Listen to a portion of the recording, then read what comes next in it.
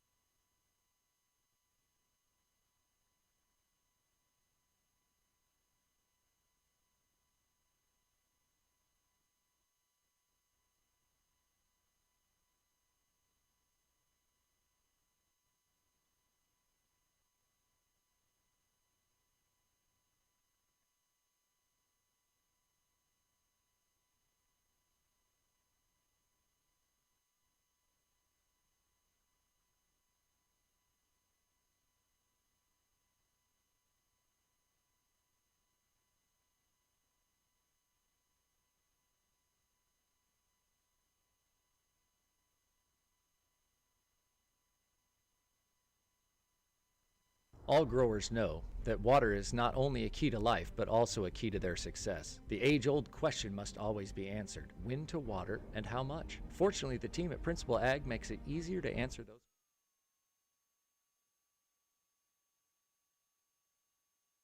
nutrient uptake and crop.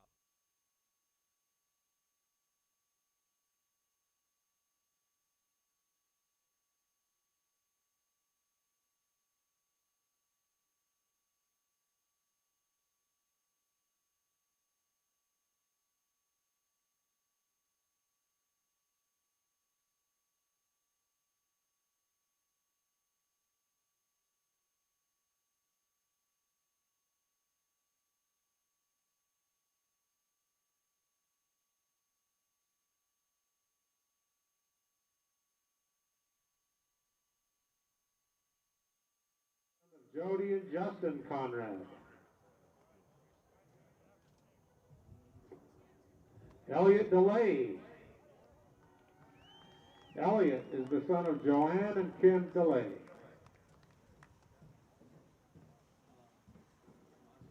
Andres Enciso. He is the son of Veronica Chamberos and Adan Enciso. Aldo Farias is the son of Maria Ramos and Angel Farias. Carlos Garcia. Carlos is the son of Antonia Garcia and Carlos Garcia. Gunnar Livingston is the son of Tina and Neil Livingston. Jose Medina. Jose is the son of Alberto Medina. Manuel Nunez is the son of Almeida and Manuel Nunez. Kevin Reyes. Kevin is the son of Susana and Arturo Reyes. And Alicio Romero, who is the son of Aurelia and Alicio Romero. And that's our senior football players. Now we're going to announce our three senior cheerleaders. Nancy Hernandez. And Nancy is the daughter of Miguel and Tomasa Hernandez. Tanya Padilla is the daughter of Guadalupe and Vidalia Padilla. Odalis Trinidad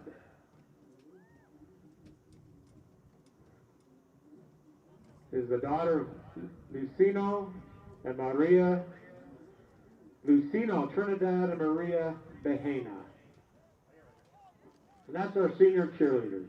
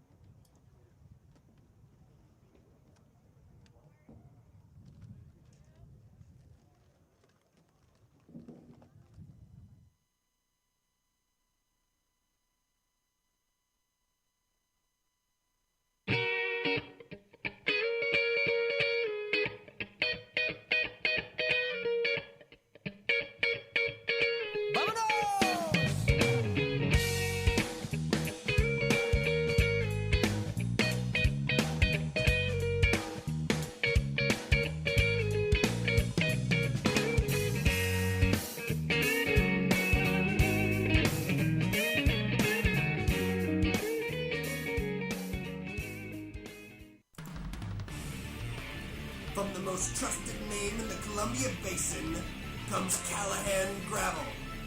You'll love Callahan's rock-solid product. Multiple applications include driveways, roads, stackyards, and landscaping. A pothole's worst nightmare. Call Callahan Gravel at 346-2208 to get rocked. At Napa Auto Parts, we know that trucks are as varied as their owners, from small imports and full-size pickups to vans large and small, even bigger rigs. If you own a truck, Napa has more of what you need than anybody. So no matter what truck you drive, we've got the part or accessory for you. Well, almost every truck. At Napa Auto Parts, you'll find the largest selection of different parts and accessories available anywhere, and the most knowledgeable people in the business. Great products, great prices, and great people. That's Napa. It's your family road trip, your limousine, your business. It's what you drive. Take care of it at Point S Tire and Auto Service. For tires and expert service you can trust. Get to the point. Point S, expert service guaranteed. Mud, no problem. Bugs, no problem. Nasty road salt, no problem. Splash and Dash can handle it all. Our amazing features include undercarriage wash, hot wax, clear coat protectant, and 24/7 service. Our floor heat and automatic doors keep us open even on the coldest and snowiest of days. And to top it all off, unlike the nights, our vacuums suck. We know the road to the dome is a dirty one. Let Splash and Dash be a part of your game plan. Follow us on Facebook at Splash and Dash Car and Truck Wash for special promotional offers. Locally owned and operated, we truly care about our customers.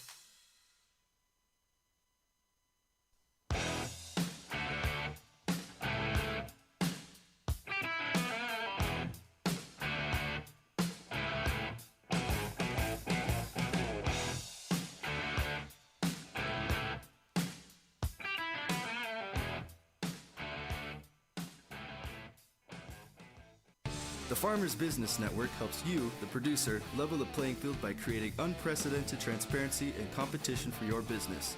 We offer direct from the manufacturer convenience and pricing, as well as 0% financing until January 2021 on all chemical, seed, equipment, and operating loans. Be sure to check out our website at fbn.com, or better yet, contact your local Washington representative, Michael Hebden, at 509-989-9756. That's Michael Hebden at 989-9756. Proudly serving farmers first. I'm here to tell you about the new Texas-style smoked beef brisket sandwich from Subway restaurants. Well, those boys figured if they were going to do brisket, they were going to do brisket right. This sandwich is loaded with tasty, tender barbecue beef brisket. There's only one way to describe it. It's barbecue done blowed up. The new Texas-style smoked beef brisket sandwich. If you don't get yourself some of it, well, you're just not living right. Subway. At Simplot Grower Solutions, we believe our responsibility to the planet begins right here in our community, where we live, work, and play. Unity and pride drive a winning team of farmers, partners, and Simplot employees who work hard to feed our local communities and the world beyond. It's an honor to support the community that has supported our business year after year and generation to generation. Thanks for your partnership. Check out our website at simplot.com.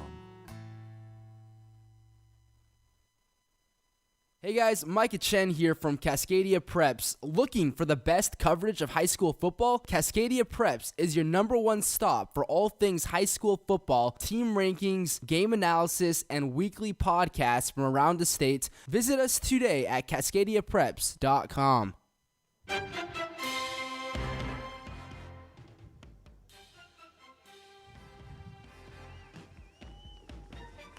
Okay, thank you.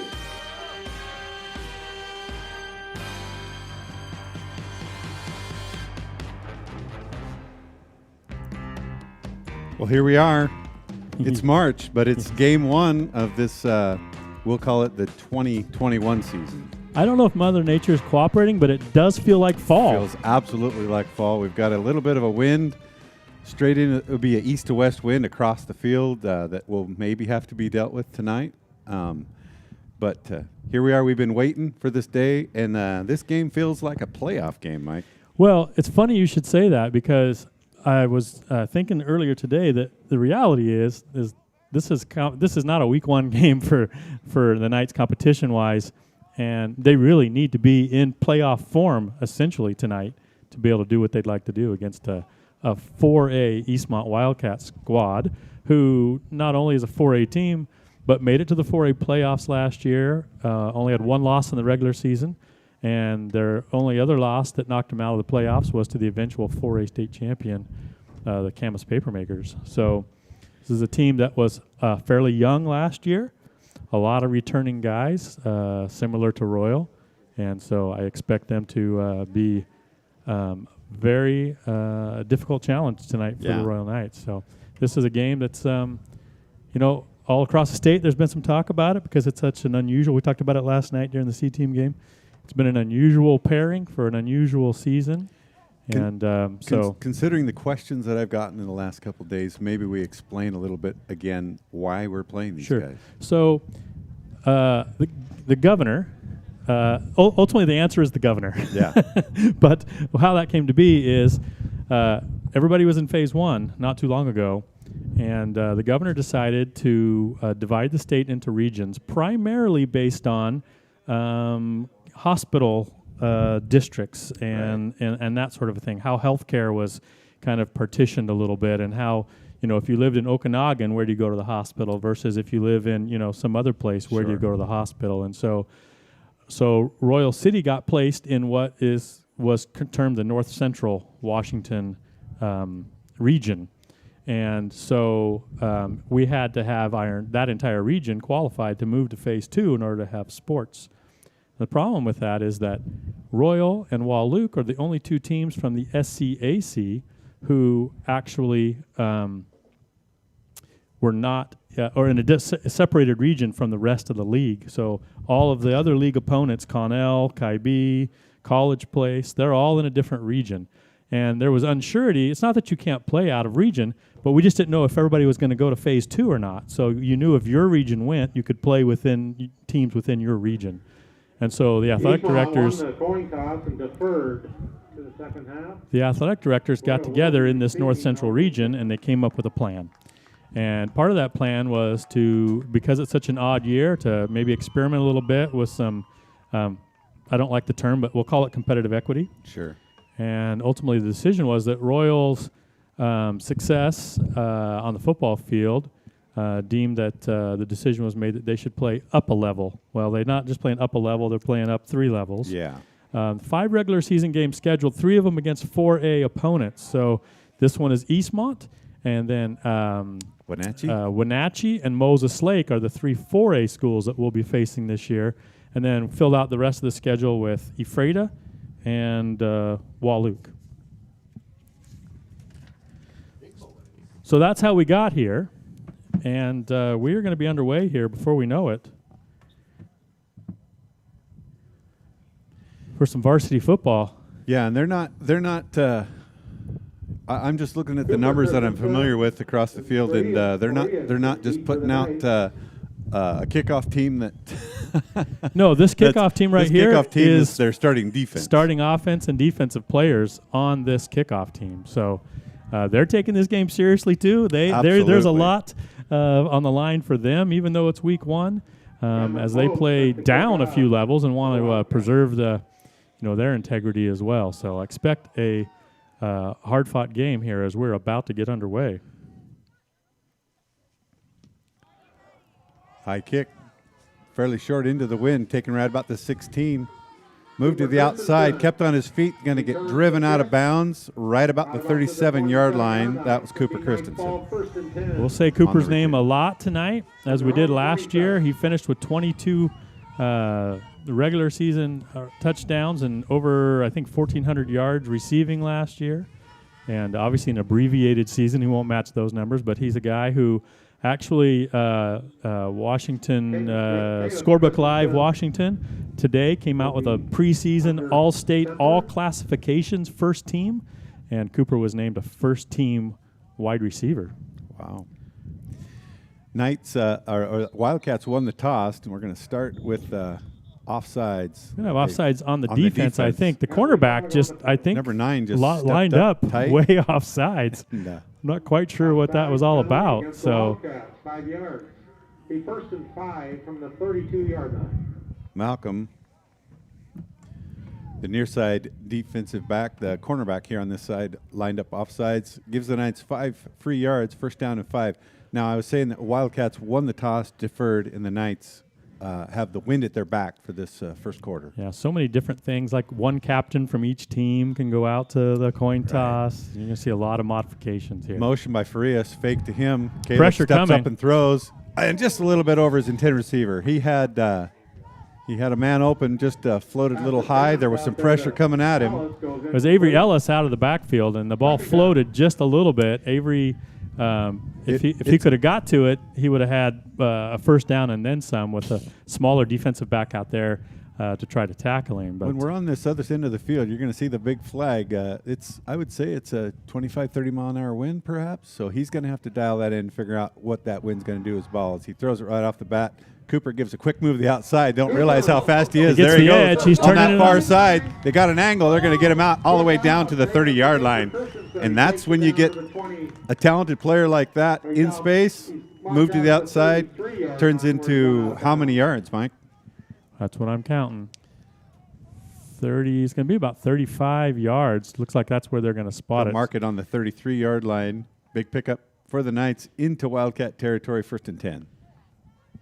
Yeah, and it was a simple pass, just getting an athlete with the ball in his hands out in space, and moves the ball downfield pretty quickly for the Knights, sets them up in Wildcat territory. Avery Ellis, the running back, if you're not familiar, taking the duties from Lorenzo Myrick from last year. They give to him on that left side, and he puts his shoulder down. The ball loose. Comes out, and there's a scramble for it. Are going to have it. The ball came out, and a number 6 got his hands on it. Garcia with the fumble recovery. So, yeah, big momentum play there for the Wildcats as the Knights moved the ball downfield pretty quickly, and then misfortunate fumble there. It looked like a couple, I think that was Derek Bergeson also diving for it, and but he was beat out by the Wildcat player. Who'd you say it was? Number 6, Garcia. Garcia gets to it, and a drive ended for the Knights, and we'll see what the Wildcats can do on their first possession. This is that wing tee offense that we've seen from time to time. Knights need to stay home, play disciplined defense. Yeah, we didn't get a chance to talk too much about their offensive scheme. We'll talk about that in between plays here as we go. Going to be a handoff up the middle. Defended well. Defended well. Derek Bergeson there, as well as Avery Ellis. Avery Ellis. You're going to say that a lot, I believe. Short, about a long 1 yard gain, second down and 9. I couldn't tell. I think that was number 17 on the carry. It was 17 or 21, probably. 82-yard gain on the play, second down and 8. Ruffins is number 17. Yeah. We'll have to learn these names as we go along here in the first quarter. Yeah, and Keys, Corbin Keys, 21. They're typically the wing backs. Corona is the quarterback.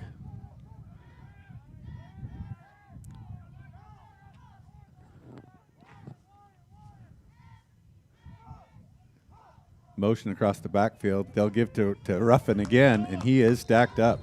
Medina there. Elliott DeLay coming up off the bottom there is also number 53 for the Knights. That Carlos is Garcia. Carlos Garcia. Medina and Garcia, they're going to be the defensive tackles for the Knights, and they have a lot to live up to with Michael Perez being gone, but they play in the same mold, let's say, as Michael. Good stop the line of scrimmage there. Their bodies weren't created in the same mold, but they're strong, They're strong for their size. Absolutely strong for their size. No gain on that play, third down and 9. You know, last year we had Prison Mike. I've never heard him called Prison Carlos. Prison. Lines up as the quarterback. Knights come up with a 5-man front. Wildcats. Third down and long. Wildcats really want to run the ball, so we'll see what they do here in a passing situation. Motion by Ruffin. They hand that ball off to him around that right side, but he's going to get a few, but not enough for a first down. It will bring up a fourth down at about 3 or 4. They'll mark it at the 36-yard line, and the Knights hold on the first set of downs.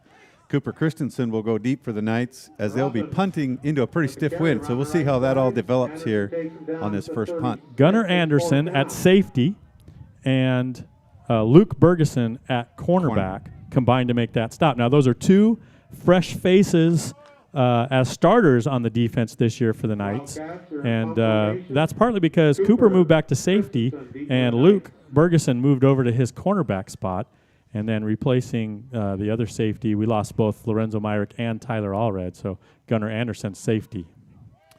Kick goes up in the air and gets stopped by the wind. Just clear out. It does take a get away. Wildcat bounce, and it will get scooped up right about the 37, 38-yard line. The Knights will get the ball again with the admonition to hold on to the ball. Well, so far early on, it's a battle of field position, let's say, and neither offense has been able to get enough going here on their first drives. This will be the second possession for the Knights. I went into this game saying if they can score on our defense, they are a very, very talented team. Yeah. Now we just got to see how these Knights can move the ball. 3 receivers wide to the right, near side for us.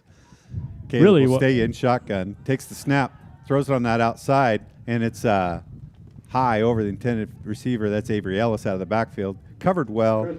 Yeah, that's a tough one. And he kind of just put that to the outside, so only he could get it. That's a tough throw, and that's a tough one to catch for sure. If you're watching at home, pay attention to the line of scrimmage. This is where I think that when Eastmont is very strong on the defensive line, and a little bit of a reworked offensive line for the Knights, replacing 3 starters from last year. So see how the offensive line holds up and what kind of time they can allow. Knights pack it in tight. Avery Ellis runs out of the backfield, set up. Caleb looks to throw down the middle. Throws. He's got that wind at his back, and he's got to get that dialed in what that wind's going to do to the ball. Plus, it's the first live throws in almost a year and a half. So there's some things to work out, obviously. But he did have time that time to see and scan the field and make the throw. So that's a positive. I think patience is in order here in week one, probably for both teams. For the first quarter, especially. A little bit of a feeling out process. 3rd down and 10 for the Knights. Ball on the left hash on their own 37-yard line. Play action to Avery Ellis. Rolls out to his right, lets the ball go, and it's caught right at the It's going to be short. Great catch by Cooper coming out of bounds. It'll come out to about the 44-yard line. It'll be 4th down and about 3. 44-yard line. That's going to bring up 4th down. So he picks up 7. Knights. We'll see what they decide to do. They're quickly coming to the line. Gunnar Anderson into the game for the Knights as that 3rd wide receiver. 4th down and 3, big momentum play. one way or the other here. This is trusting your offense and your defense. Good snap, quick pass, caught possession. Avery breaks a couple tackles, pushes him down all the way down to the 41-yard line. It's going to be a 14-yard pickup on a simple toss. Yeah. Showing some power there, and he's got power to spare.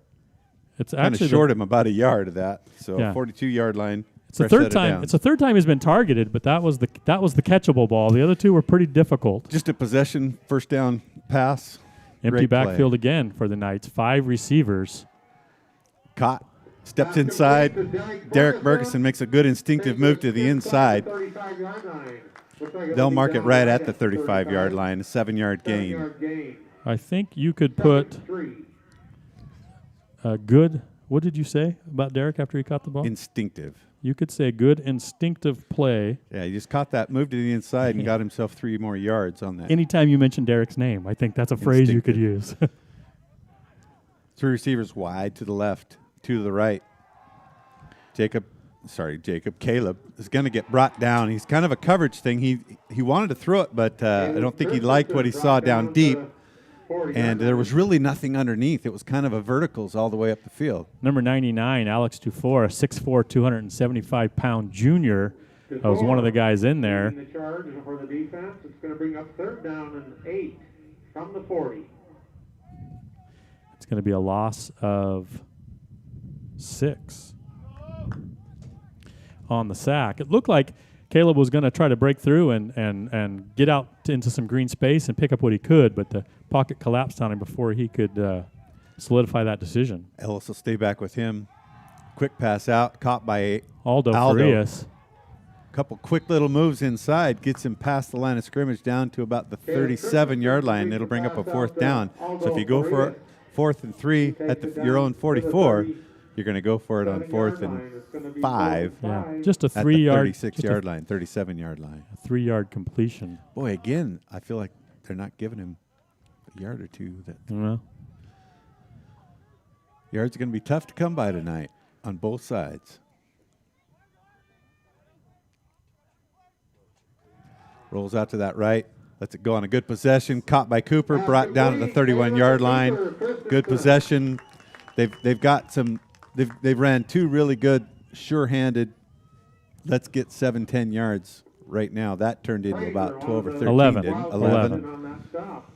That's a first down for the Knights at the 20. Knights methodically moving the ball mostly in the air. Mostly in the air, mostly with an empty backfield and 5 receivers. Yeah, and if Avery's been in the backfield, he quickly vacates out on pattern. Let's see if they hand it off to him on this one, which they'll play action. Cooper steps up, good block, and a good catch. Oh, he got knocked right at the last second by number 9. I said his name earlier. His name is Tyrell Malcolm. Great defensive play there. Yeah, Avery would have had that if he didn't get popped right as the ball got there. Incomplete, 2nd down and 10. Interesting about Avery is he's got the ability to get out in the flats and catch the ball. There's no doubt about it. But he, essentially, if you keep him back in pass blocking, he's like an extra offensive lineman. A little bit of movement there for the Knights on the left side on one of those 3 wide receivers. So it's going to be a 5-yard penalty. The Knights are going to move back 5 yards and end up now with a 2nd down and 15. So last thing they want to do is shoot themselves in the foot with penalties. From the 36-yard line.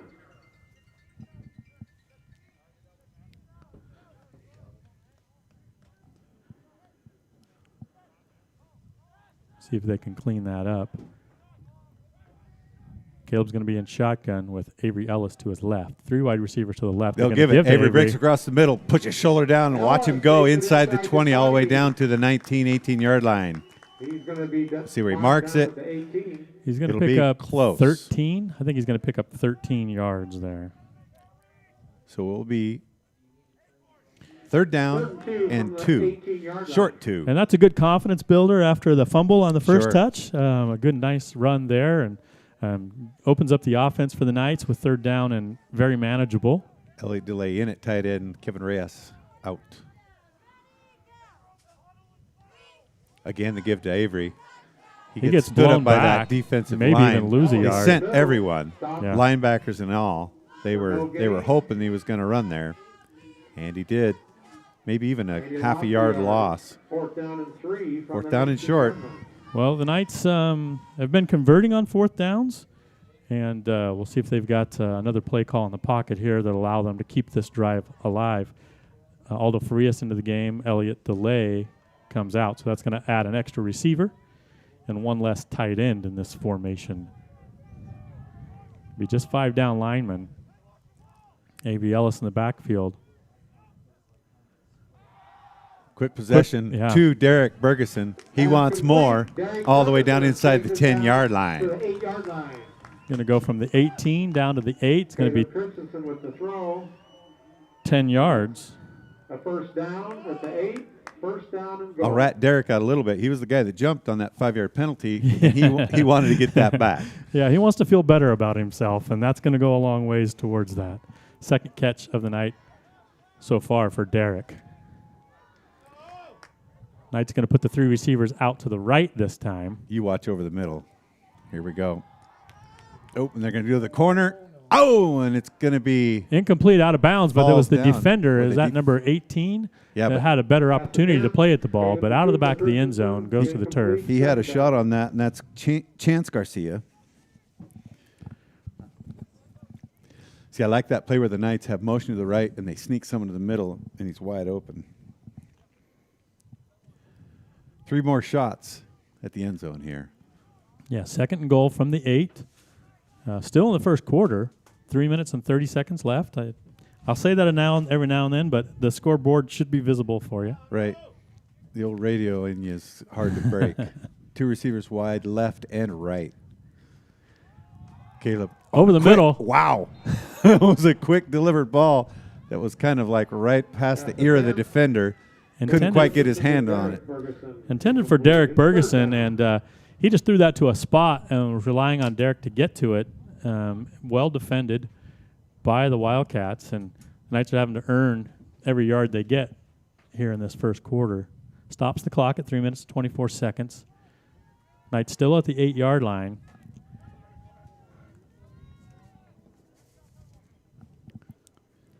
Little confusion here with the formation.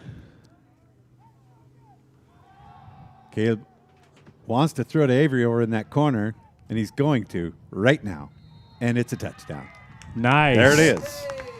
Nice. See, he wanted to throw that early, but it was well covered. As Avery separated himself, he was able to use some good feet to get out to the wide to the left and deliver that ball right there at the goal line. Touchdown Knights. So Avery essentially went to the end zone and then curled at the goal line, and what he did was more of a basketball box-out move than anything else. Used his body to keep separation from the defender, and the ball just thrown right in that pocket for him, and that's a good confidence builder for the junior first-year starting running back for the Knights. Kicker for the Knights is listed as number, the kicker is number 48, Romero.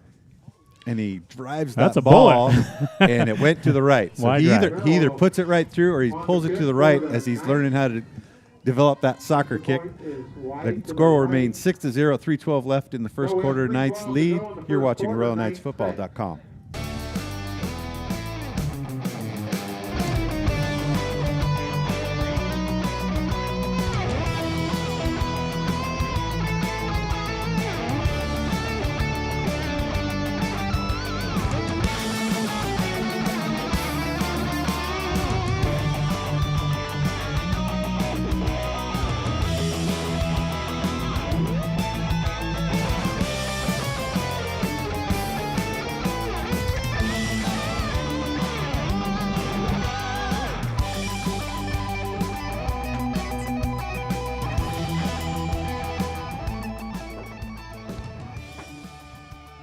Knights first on the board with the score. A nice, long, methodical drive. How many first downs you think? 4 or 5? Well, how many third or fourth down conversions? How many fourth down conversions? I think there was 3 fourth down conversions there on that drive, and 1 in their own territory. Again, this is essentially both teams essentially have a majority of starters on the kickoff and kickoff return team. Yeah. Now, that may partly have to do with the fact that there's limited travel squads. Yeah. Trying to limit to the guys who will actually get into the game. Right. So leave, at least here for the home team, to get as many parents in to be able to watch the game as possible. Right down to the 3-yard line, take it Nice right kick. up the middle. Room to run. Little bit of separation. Gets all the way out to the 30-yard line. So pretty good not a return. bad return with not a bad sealing up right at the end. First and 10. Is that 21 keys on the return? I can't say with any authority. Yeah, fair enough. Fair enough. This is week 1 for us, too. Yeah. A little grace. Well, and usually we're kind of familiar with the kids in the league. This is a whole new ball game. If you're at home watching, for the Wildcats, right guard number 75 is Tony Ortega, 6'3", 250. He's probably their best offensive lineman, a bit of a mauler. Play action. They're going to pass, and it's caught. Oh, Gunnar Anderson intercepted that ball, and he just put it to a spot, and there was Gunnar. And the Knights have a big turnover on the Gunnar Anderson interception. I honestly, did the receiver see that? It looked No. like he didn't turn for the ball. The throw was chasing the back of the receiver, and Gunnar from his safety position just slid in front of it.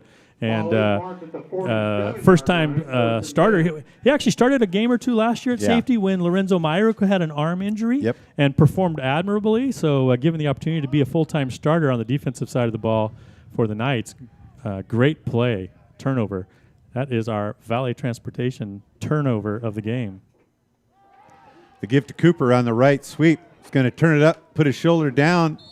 Cooper Christensen. He's going to leave a little bit of a wake of guys that are a little bit slow to get up. Little head ringing going on. On that end around, he's going to pick up 6 yards, it looks like. 41-yard line. So that's let's give him 6. Second down and 4. That sets up good down and distance for the Knights. 6-yard gain. Second and 4 for the Knights from the 41.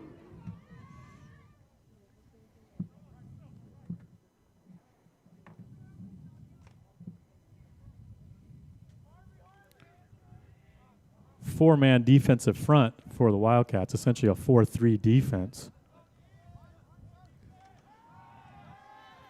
Caleb's got time. They're going to float it out there. Oh, and he has to float it over the linebacker that came out and covered. 50 is one of those standout linebackers we talked about. His name, he's the defensive end. Defensive end, yeah. Moore. And he floated out with Avery in coverage as he crossed his face. You're taught to cover him well.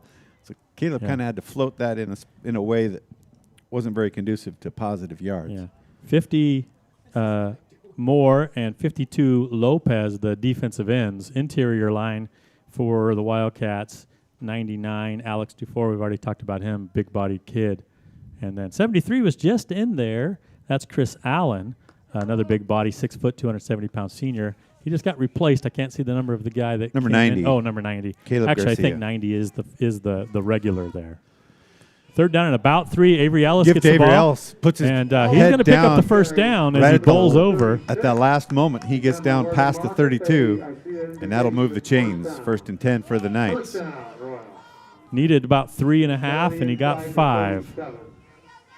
So the Knights at this point, against this level of competition, usually we get a little antsy if we're not scoring every third play against some of our league competition, but this is a different story, and I'm happy to just see the Knights methodically control the ball and move it downfield.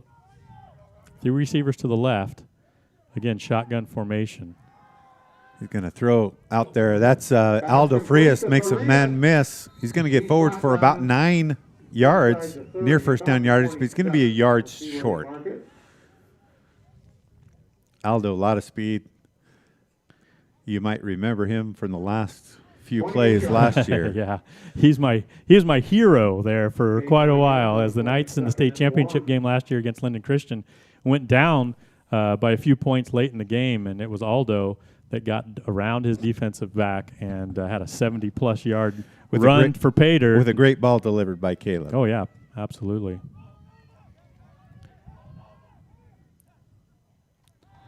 Quick turn, pump fake's going to go upfield. We'll see what happens here. Cooper's right there, and it's a touchdown, Cooper Christensen. Cooper wanted to bobble it a little bit. Now, like I say, Caleb's getting this wind dialed in a little bit, and with just 1:28 left with the wind at his back, he's I think he's kind of got to where he feels that wind a little bit better. It will really affect the ball, especially on a throw like that. So he puts it up for Cooper to get to, and Cooper's right there. We're still in the first quarter, and Cooper's got 4 catches for 81 yards. There you go. So living up to true billing there as a first-team all-classification preseason receiver. Another extra point attempt here for the young kicker. There he pushes it through. Alicio Romero. Extra point is good. Knights 13, Wildcats 0. You're watching RoyalKnightsFootball.com. Mud, no problem. Bugs, no problem. Nasty road salt, no problem. Splash and Dash can handle it all. Our amazing features include undercarriage wash, hot wax, clear coat protectant, and 24/7 service. Our floor heat and automatic doors keep us open even on the coldest and snowiest of days. And to top it all off, unlike the Knights, our vacuums suck. We know the road to the dome is a dirty one. Let Splash and Dash be a part of your game plan. Follow us on Facebook at Splash and Dash Car and Truck Wash for special promotional offers. Locally owned and operated, we truly care about our customers. Royal Dairy, dedicated to making the world's best ingredient, milk, for one of the world's greatest companies, Dairy Gold. Follow us on Instagram and Facebook at Royal Dairy, or check out our website at theroyaldairy.com. We're back and ready for the kickoff. The Knights scored that second touchdown in about a minute and 45 seconds worth of game clock. So pretty efficient there, paying off that great interception by number 81, Gunnar Anderson.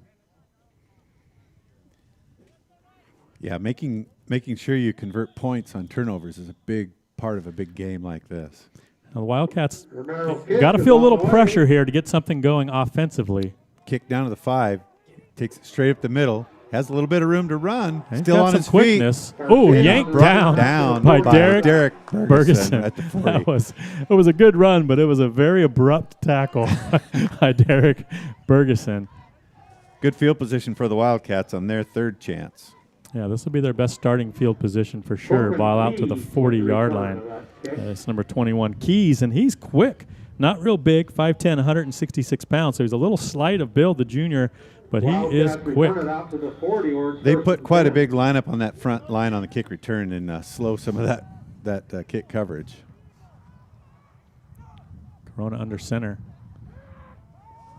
Going to be a handoff up the middle. He is stuffed. Ellis. It's hard to say who's in there, but I'm going to give 53 some pretty good credit. Keys on the carry. That was definitely a gang effort there by the Knights at the line of scrimmage between the defensive line and the linebacking core coming up, making it quite a challenge. I would think that if the Wildcats have it in their repertoire to try to take advantage of that aggressiveness by the front seven of the Knights, maybe with a screen pass or something, a quick slant or something like that, that might be a good idea. I don't know if that's in their DNA. We'll see what they have here dialed up for second down and 10.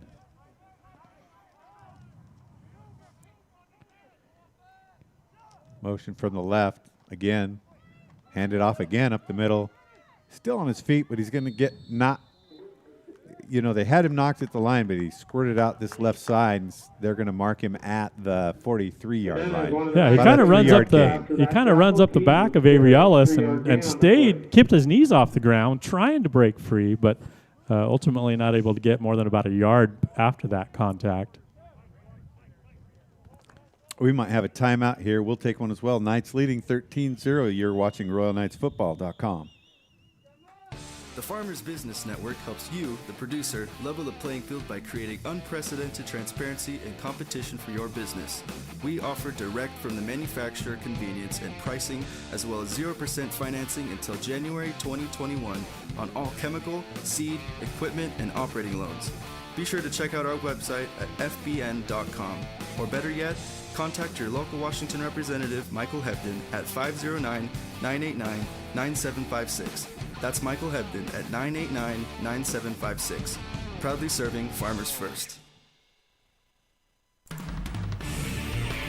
From the most trusted name in the Columbia Basin comes Callahan Gravel. You'll love Callahan's rock-solid product. Multiple applications include driveways, roads, stackyards, and landscaping. A pothole's worst nightmare. Call Callahan Gravel at 346-2208 to get rocked.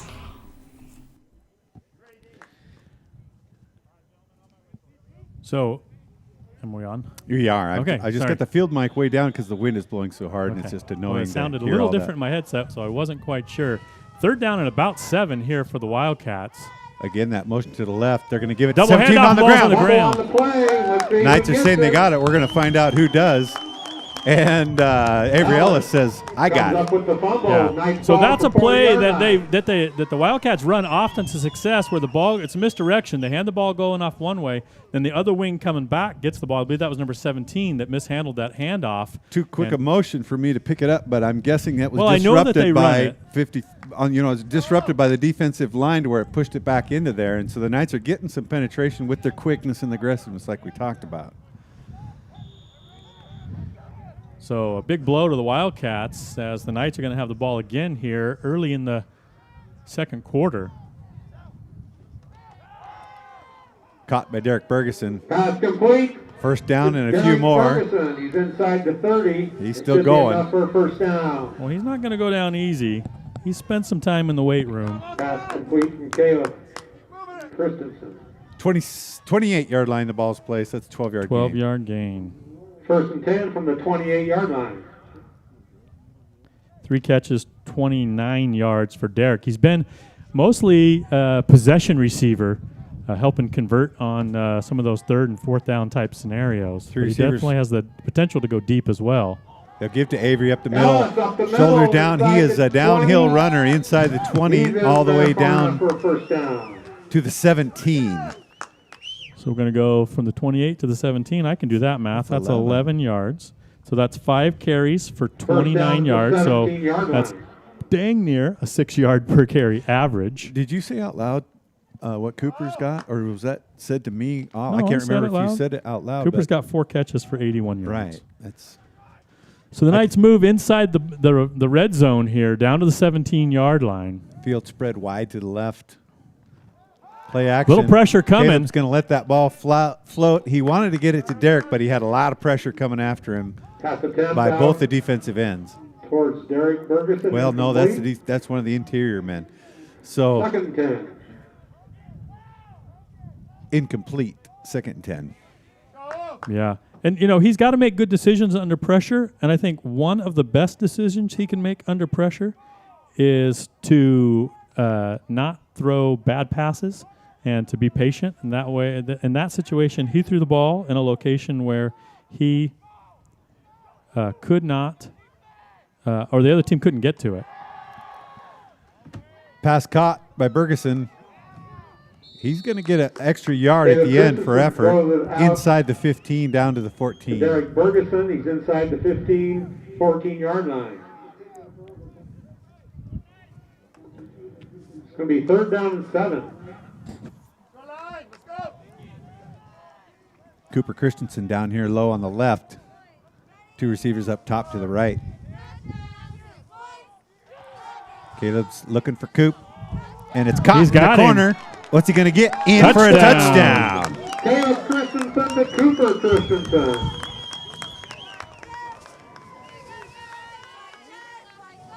To clarify for many of you who are watching this broadcast tonight, because I know there's a lot of extra fans interested in this game, Caleb and Cooper are not related.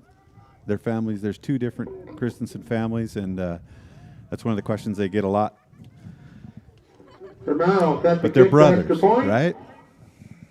Brothers on the football field. And that extra point's up and good. Yeah, kick is good. Knights 20. Knights We 20, have 10:20 to go in the first half. Eastmont 0. You're watching RoyalKnightsFootball.com.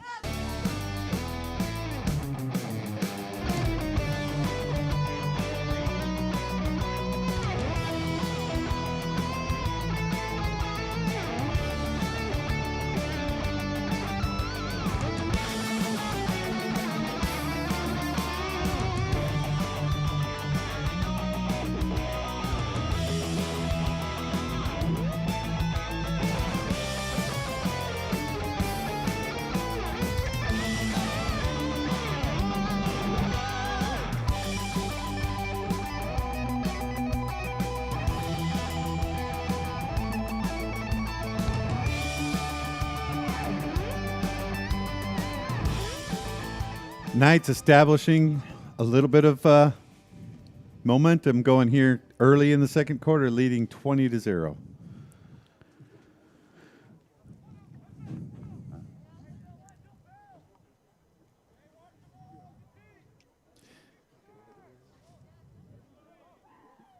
Yeah, wing T offense with the kind of defense the Knights seem to have is Romero set the kick for the Knights. Is a tougher way to get back from 3 touchdowns down. Knights will not take their foot off the gas if they can help it. High kick's going to get dropped, and he picks it up right there. That's 21. Keys again. And they kind of flow out to the 30-yard line as did take a good bounce. You know, those are so those crazy things that anything can happen once that blows up. Out to the 30-yard line. Several Knights in on that stop.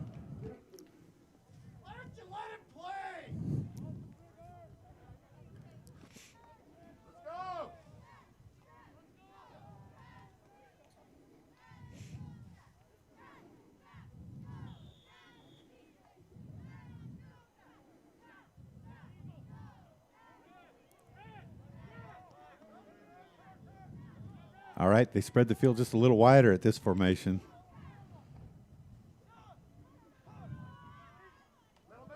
Straight up the middle, and that's the danger in that. He's got lots of speed. Yes, he does. See if Luke Bergeson can chase him down, and he does. Ooh, all the way down to the spectacular 11. effort by Luke. Good speed by Luke Bergeson on the other side of the field. And just like that, that's what can happen with a deceptive team with a lot of speed. All the way down deep in the Knight territory on the 11-yard line. Did you catch what number that was? Was that Ruffin straight up the middle? Brought down just outside the 10. It's going to be 1st and 10. Actually, from I think it was 11 number yard line for the Wildcats. 4. I'm a little distracted right now, but 4 is Brooks Travato. He's I a could wide be wrong. receiver. So people right now are texting me all sorts of advice. So I guess text me that. Rewind it and tell me who that was. Be useful. First down and 10 from the 11-yard line for the Wildcats. So a chance here for the Knights defense to make a stand. They give.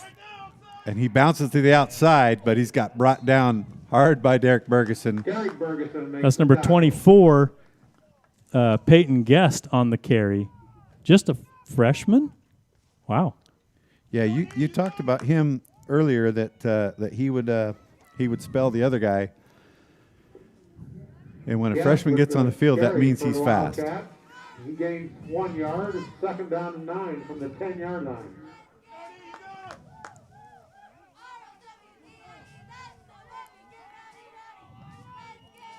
Second down and 9 for the Wildcats.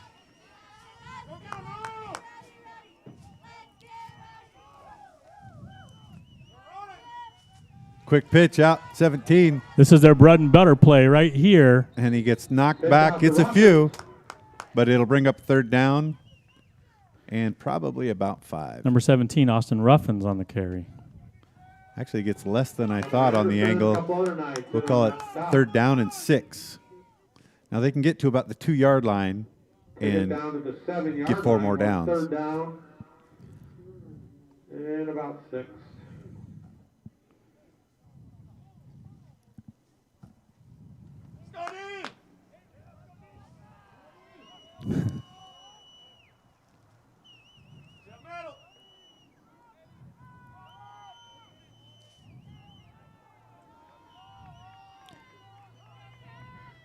Corona looks to pass down that corner. Looks like it was deflected. I couldn't see who was that getting up off the ground. Are they saying it is a catch? I can't tell. From the 7-yard line. No, incomplete. They're not moving the yard marker. I think that was Elliott DeLay that got a hand up and tipped that ball. 4th made down. Made it difficult to catch. So looks like they may be sending the field goal team out. Do we have a field goal team? I don't know. Crazy, and I got slapped by the coach, by the soccer coach by the back of my head. I feel like I'm in a twilight zone right now with the kicking tee on the field. They'll be attempting a 23-yard field goal.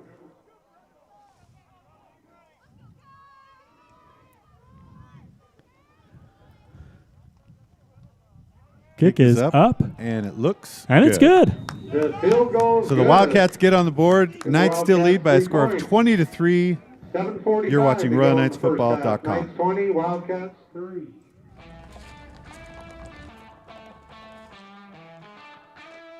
The great thing about an old truck is you can treat it like an old truck, which is exactly why you got a truck in the first place. It's not old, it's broken in. So keep it running longer, stronger, with quality parts and a whole lot of Napa know-how. That's not gonna buff out.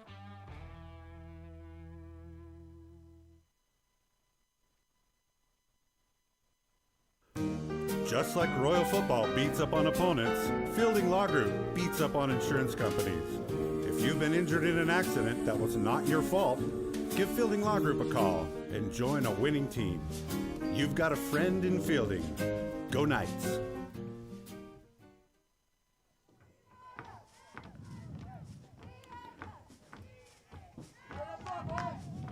You know, I turned the field mic up to get that the crowd noise, but I just don't get any. So it's a weird transition for our ears.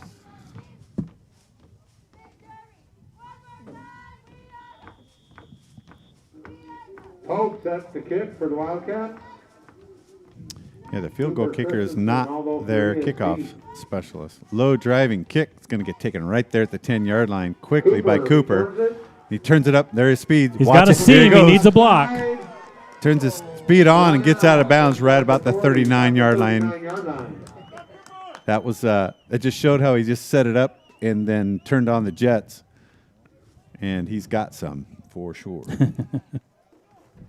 Why, yes. You know what? I want to go back to Luke's speed. I don't know what happens in a foot race with these guys, but man, did Luke cover some ground. Luke did a DK Metcalf. He did. He really did. And it kept 4 points off the board, you know. Yeah, absolutely. Absolutely. Caleb set to throw. Throws it out that right side. Caught by Derek. Brought down to the 45-yard Bergeson out to the 45-yard line. I realize Derek's probably not the right nomenclature for it to be. Of 6. 6-yard gain, second down and 4. 5 catches, 38 yards so far for Derek. Ball nose to the Knights' 45-yard line. 3 receivers down low here at the left side for the Knights. Long count. Give to Avery. Slips one tackle. Still on his feet. They're going to try to bring him down. They're going to ultimately get drugged down, and they're going to say it's a tackle with the helmet's what I'm going to say. From a far distance, they throw that penalty flag.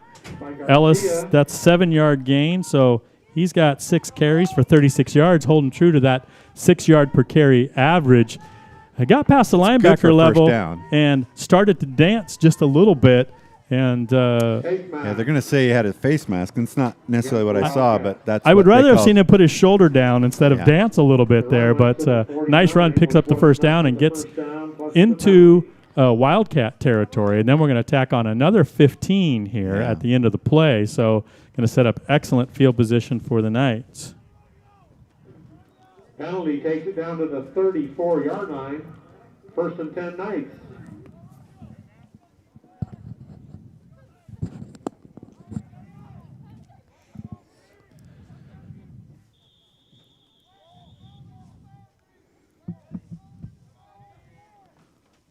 Another handoff to Avery. Follows his blockers. Here he goes. See there goes the speed. What's that? He's going to stay in. They're going to mark him out right at the end. Right there at the 3-yard line. They're going to mark him as he stepped out. Well, he almost had the speed to get out of that. It's a 31-yard run, and he blows a 6-yard per carry average. The way to blow that up. Jeez. Down to the 3-yard line, you know. The math was getting real easy for me to keep the stats at 6 yards every time he touches the ball. Yeah, he had an angle of pursuit on the defender that got him out. Knights will spread it wide to the right with Ellis to the right, and Caleb's going to keep it this time. Gets forward, gets flipped over, and he is in on the keeper on the right side for Caleb Christensen. He still has negative yards rushing well, after his sack. So quick drive there by the Knights.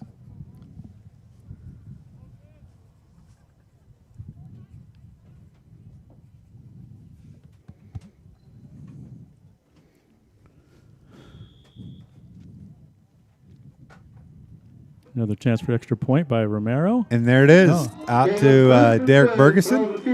Oh, they yeah, it up the almost difference. looked like they had that called. They made it look like maybe it was a bad snap, but I think that was maybe something they called fire, and they got that 2-point conversion. Extends their lead up to 28-3 over the Wildcats. 6:37 left to go in the first half. You're watching RoyalKnightsFootball.com.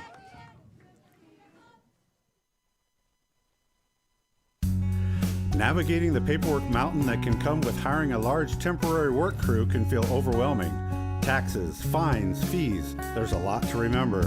The guys at Rangeview Ag Labor are ready to help you with all your ag labor needs. Picking, pruning, weeding, harvesting, they'd be happy to help. You can reach the Rangeview Ag office at 509-488-5099. Fully licensed and insured, they have services available to farmers all around the Columbia Basin. Rangeview Ag Labor, 488-5099. Hey guys, Micah Chen here from Cascadia Preps. Looking for the best coverage of high school football? Cascadia Preps is your #1 stop for all things high school football, team rankings, game analysis, and weekly podcasts from around the state. Visit us today at cascadiapreps.com.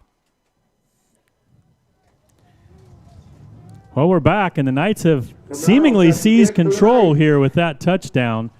28-3 with 6.5 minutes left until halftime. Dribbly kick. Picked up 92, wanted to keep going. He slipped down at the very 92, end. the picked it up. That's Max Prazer. 6 foot, 210-pound senior. But right behind him, I believe, was number 4, Brooks Travado, and he was wanting to get the ball and run with it, and a little bit of a frustration there that the ball got stolen away, so to speak. But they do secure the ball and have at their own 30-yard line. The ball is going to be marked at the right hash. The Royal Knights defense out there ready to go, and the offense for the Wildcats makes their way onto the field.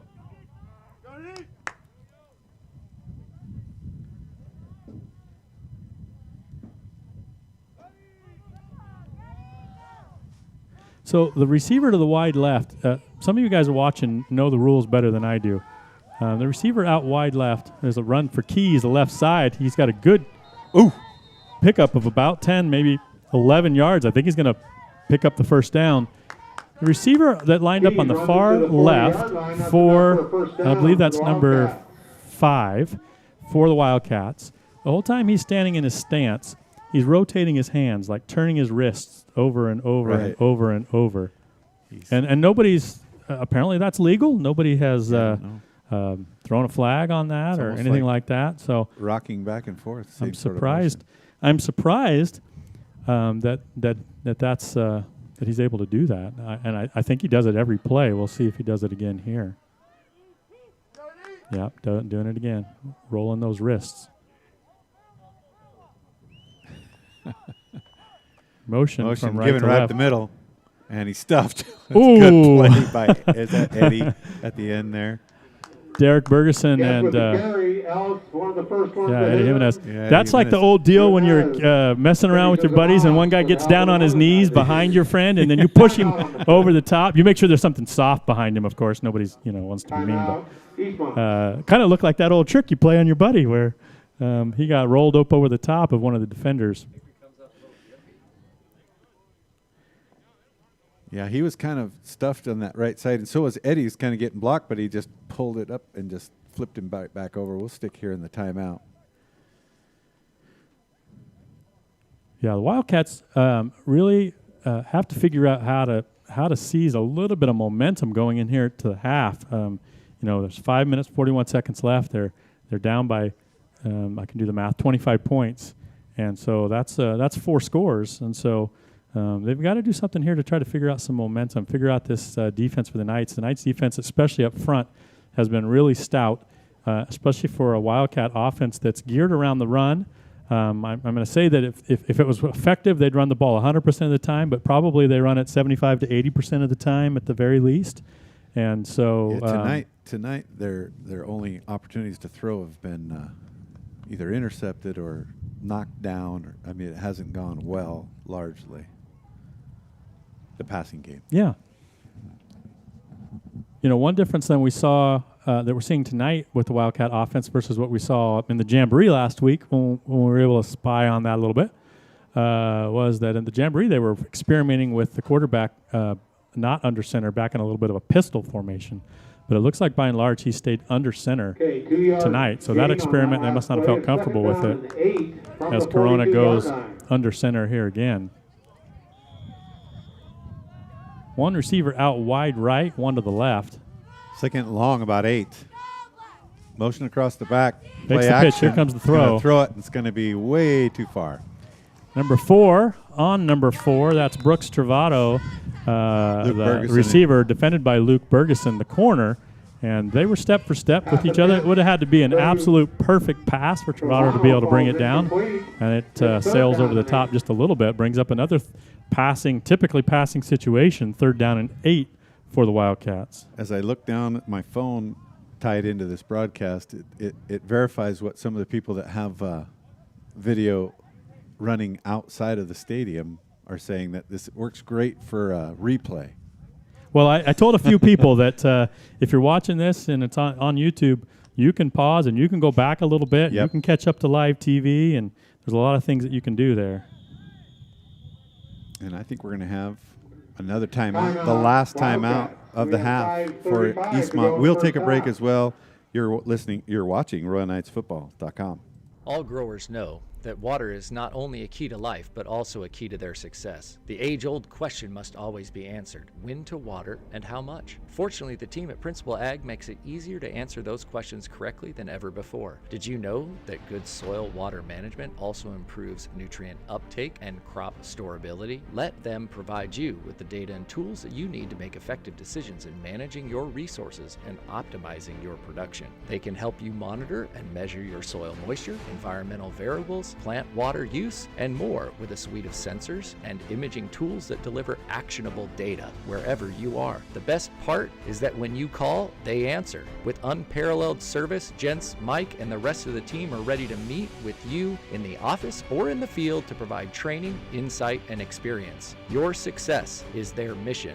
Visit them at principalag.com or give them a call at 509-731-4625. 3rd down and long for the Wildcats. He's looking to throw again, and he's going to get brought down by Carlos Garcia. As the pocket just collapsed on him. Carlos Garcia gets in there for the Knights, makes the sack. A 4th down and about 13, and the punt team comes in. 4th and long for the Wildcats.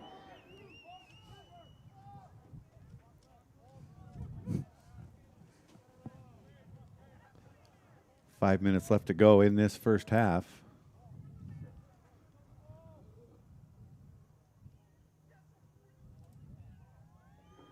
Cooper Christensen deep for the Knights.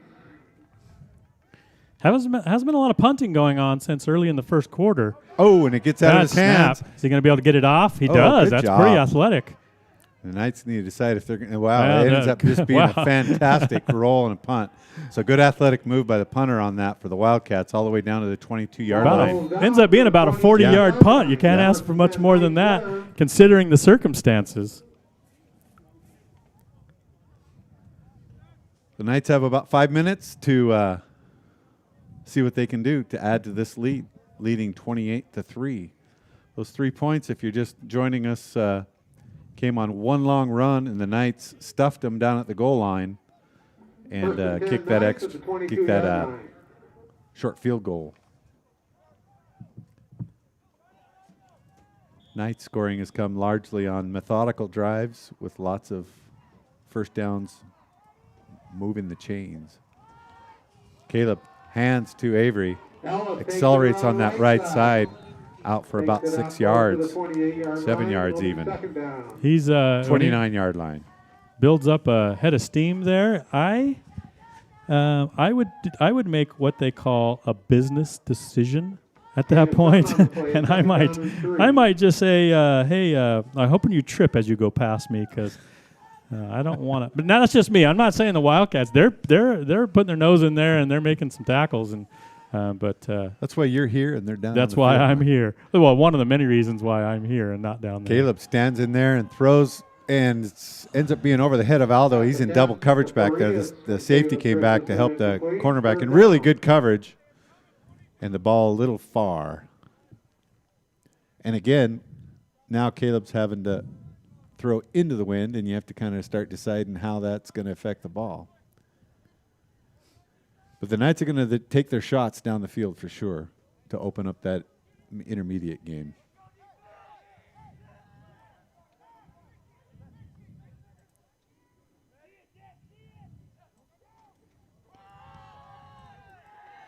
Hand off to Avery, and he gets kind of corralled by the front seven. Yeah, going to be a gain of maybe 2 yards at the most. Read that well. Be 4th down and 2. It almost looks like perhaps the Knights have a punt team coming in.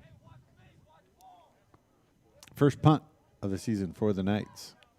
Is that Cooper going to be the punter? I'm sure it is.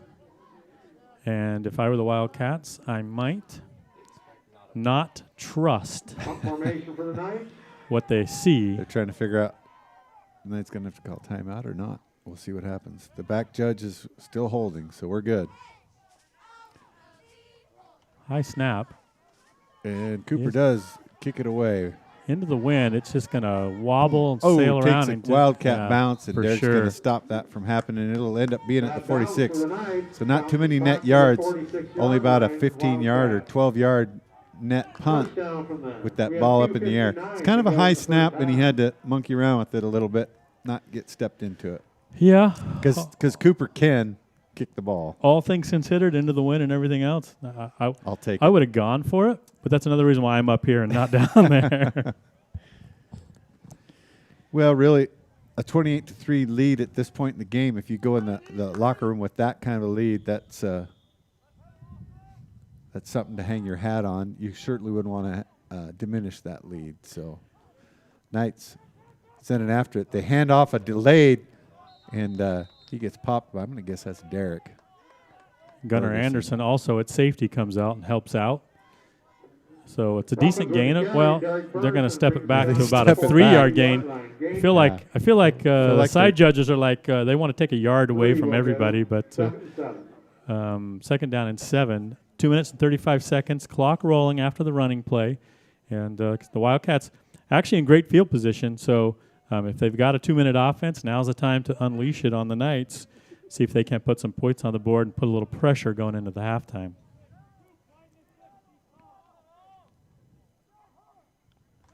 Looking to throw. He's going to break out, and he gets swallowed up right at the last second. That's Carlos Garcia. Carlos Garcia on the stop, and he almost reached had up him stopped cold, but it got forward for a couple yards. I was concerned that maybe there was going to be a look at that face mask penalty or something like that. He tackled him up high, and I couldn't see, but he definitely kind of stopped abruptly, right? From the 42-yard line. 3rd down and 6 now for the Wildcats. Ball stays on the left hash. Normally in that scenario, they're going to have one receiver to the left and on the boundary side who won't be split very far.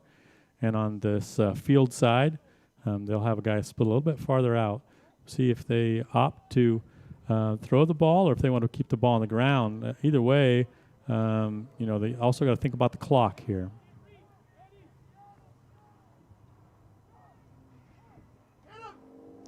Inside handoff to number 17. He's going to pick up the first down. But just barely.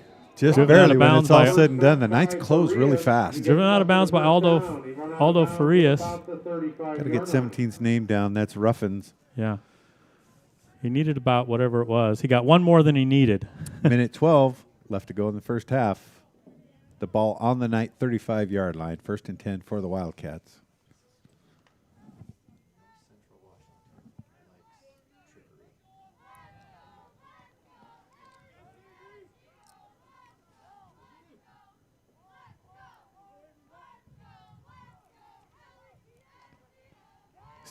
Gives to that up guy, and he gets stuck by. It's an interesting delayed handoff. I think he's trying to fake the pitch, but he's not extending the ball far enough that it really is having an effect on the defense. So it just looks like it's a bit of a delayed handoff to that running back that's directly behind the quarterback. Carlos Garcia and Avery Ellis Maine Knights on that stop. Short loss on the play.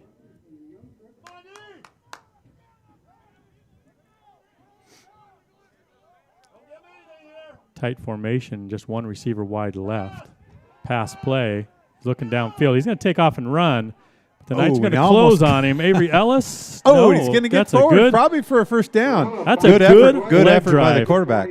Now, let's be honest. He's kind of built like a running back in some ways, like a fullback, low to the ground, and does a good job there picking up that first down after and breaking a tackle from a guy that not many people break his tackles. 20 seconds. Keep in mind that they do not have any timeouts. Well, the clock just stopped. For some reason. The referee stopped it for some reason, and here it goes. Here it goes. You got to figure 2 plays. And they're going to stop the ball. They want to talk about it.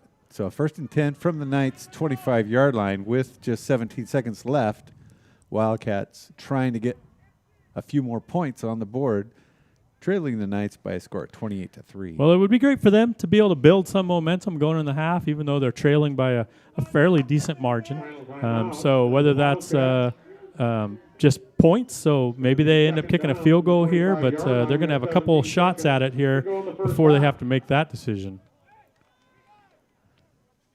Seth Jorgensen in the game on defense for the Knights. Yeah, he's going to replace – who's he replacing? Seth's family moved up here from Wahluke. He'll get a chance to play against old teammates here. He's replacing Carlos Garcia. Carlos Garcia coming down, and maybe they're looking at his helmet or something. I think that's why they stopped action on that. I think they're going to say that's grounding. So it's going to be a penalty from where he threw the ball plus mark it backwards. The Wildcats are arguing that they had a man in the area, but the officials are saying, no, you just flung that anywhere you could to avoid the sack.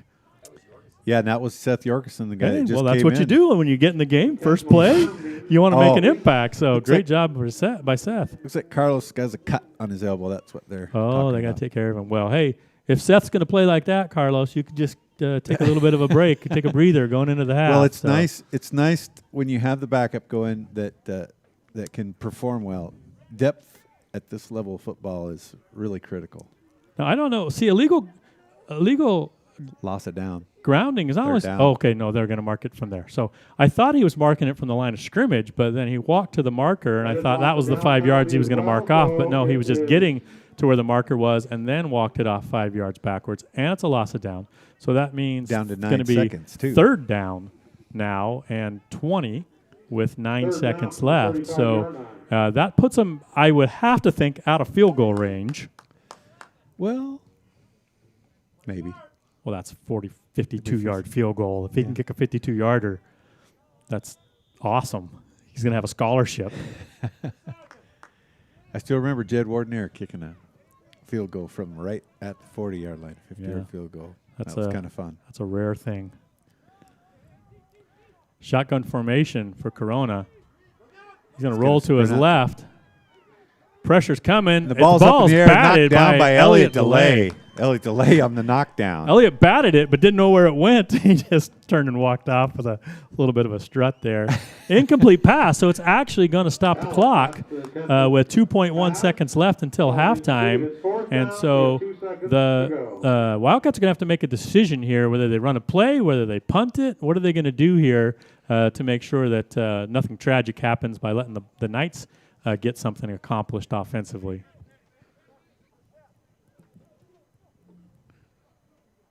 Carlos Garcia back in the game for the Knights. Regardless of what the score clock says, we are in the second quarter, so that's 2 seconds, 2.1 seconds until halftime.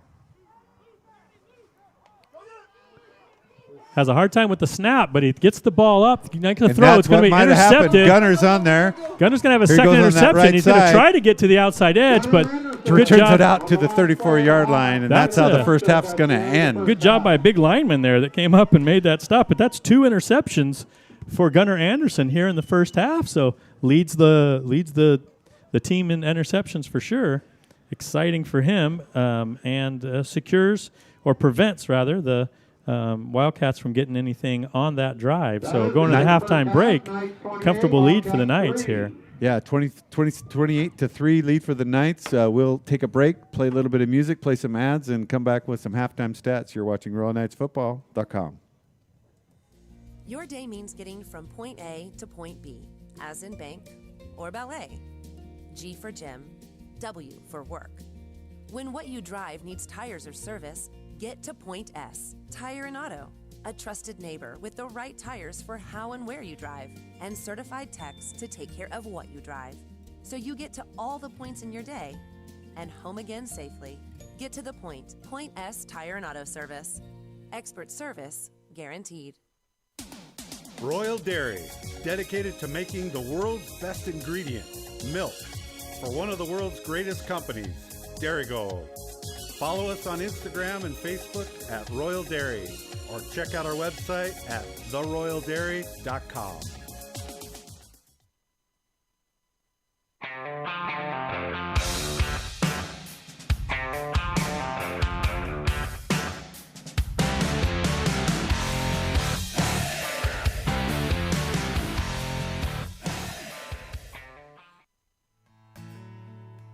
At Simplot Grower Solutions, we believe our responsibility to the planet begins right here in our community, where we live, work, and play.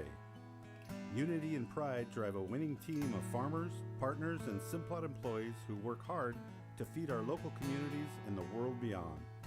It's an honor to support the community that has supported our business year after year and generation to generation. Thanks for your partnership. Check out our website at simplot.com.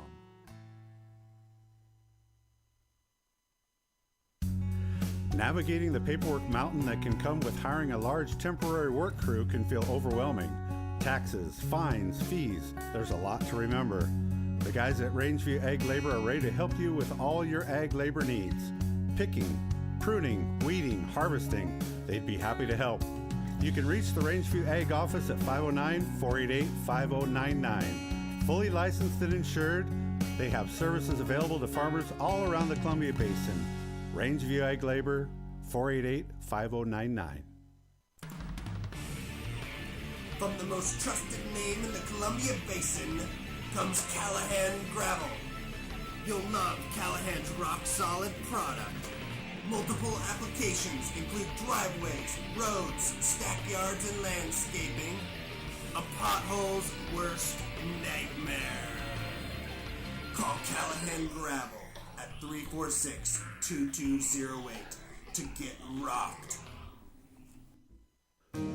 Just like Royal Football beats up on opponents, Fielding Law Group beats up on insurance companies. If you've been injured in an accident that was not your fault, give Fielding Law Group a call and join a winning team. You've got a friend in Fielding. Go Knights.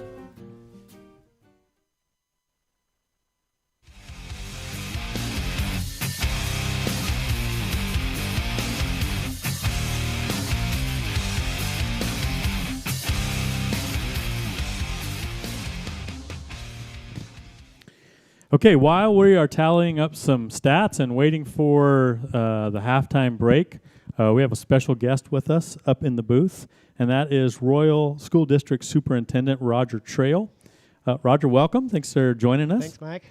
Hey, what we wanted to talk about a little bit is a bit of a State of the Union, so to speak. A lot of things going on in the district. Sure. A lot of changes. Sports finally getting going, and that's a positive thing. Yes, I'm sure absolutely. that it's lighten the mood around the district, and that's an exciting thing. You might talk about that a little bit, but we're also in the middle of a bond construction projects. There's a lot of things going on, high school, middle school, and so maybe it's an opportunity to also give us a little bit of update what's going on there, what we expect to see as a finished product. Sure.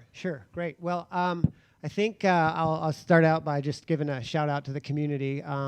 They have been absolutely fantastic in every single way, from supporting a bond to supporting us bringing kids back to school. It's amazing. The PTO put a really neat sign out in front of district office thanking us for keeping kids in school. And we're doing the best we can. We actually have 88% of our students receiving in-person instruction right now, which is one of the highest rates in the state. And I'm really proud of our teachers and our just our whole staff for doing that. Let me ask you a question real quick on that, a clarification. So we have some grade levels, younger grades, that are those students are in five days a week. Correct. So talk to me about that breakdown of who's full time Yes. and what the hybrid schedule is, and who's that kind of Sure. thing. So the K through 5 is back every single day. Okay. And then 6 through 12 is not. And the barrier for us is the 6 foot requirement for spacing. So we're hoping that we can get that to be reduced to 3 feet, and then we can bring every kid back every day. But right now, since it's not, 6 through 12 is a hybrid, which divides the kids up into groups of A and B.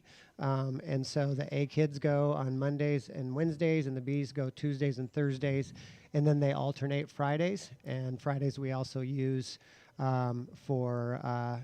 have because it's a late start, we use it for staff development time, and also it gives a chance for the staff to work with the families of the kids who have opted for 100% online learning. Gotcha. Okay, sorry. That was good. That was helpful. I appreciate that. Sure. You remember what you were going to say? Yeah. Well, no, I think I'll move on from that. I mean, I am excited. Mattawa brought a clinic, vaccination clinic yesterday, and everybody who wanted to get a shot, with just a few who missed, got one. So you're talking teachers and staff generally? Yes. Great. In fact, we even had 30 more people show up than we expected. So that was great. That's one step closer, and the light at the end of the tunnel just got a little bit brighter in that respect. Right. So moving on to the construction project, we're well on our way. All you have to do is drive by the buildings.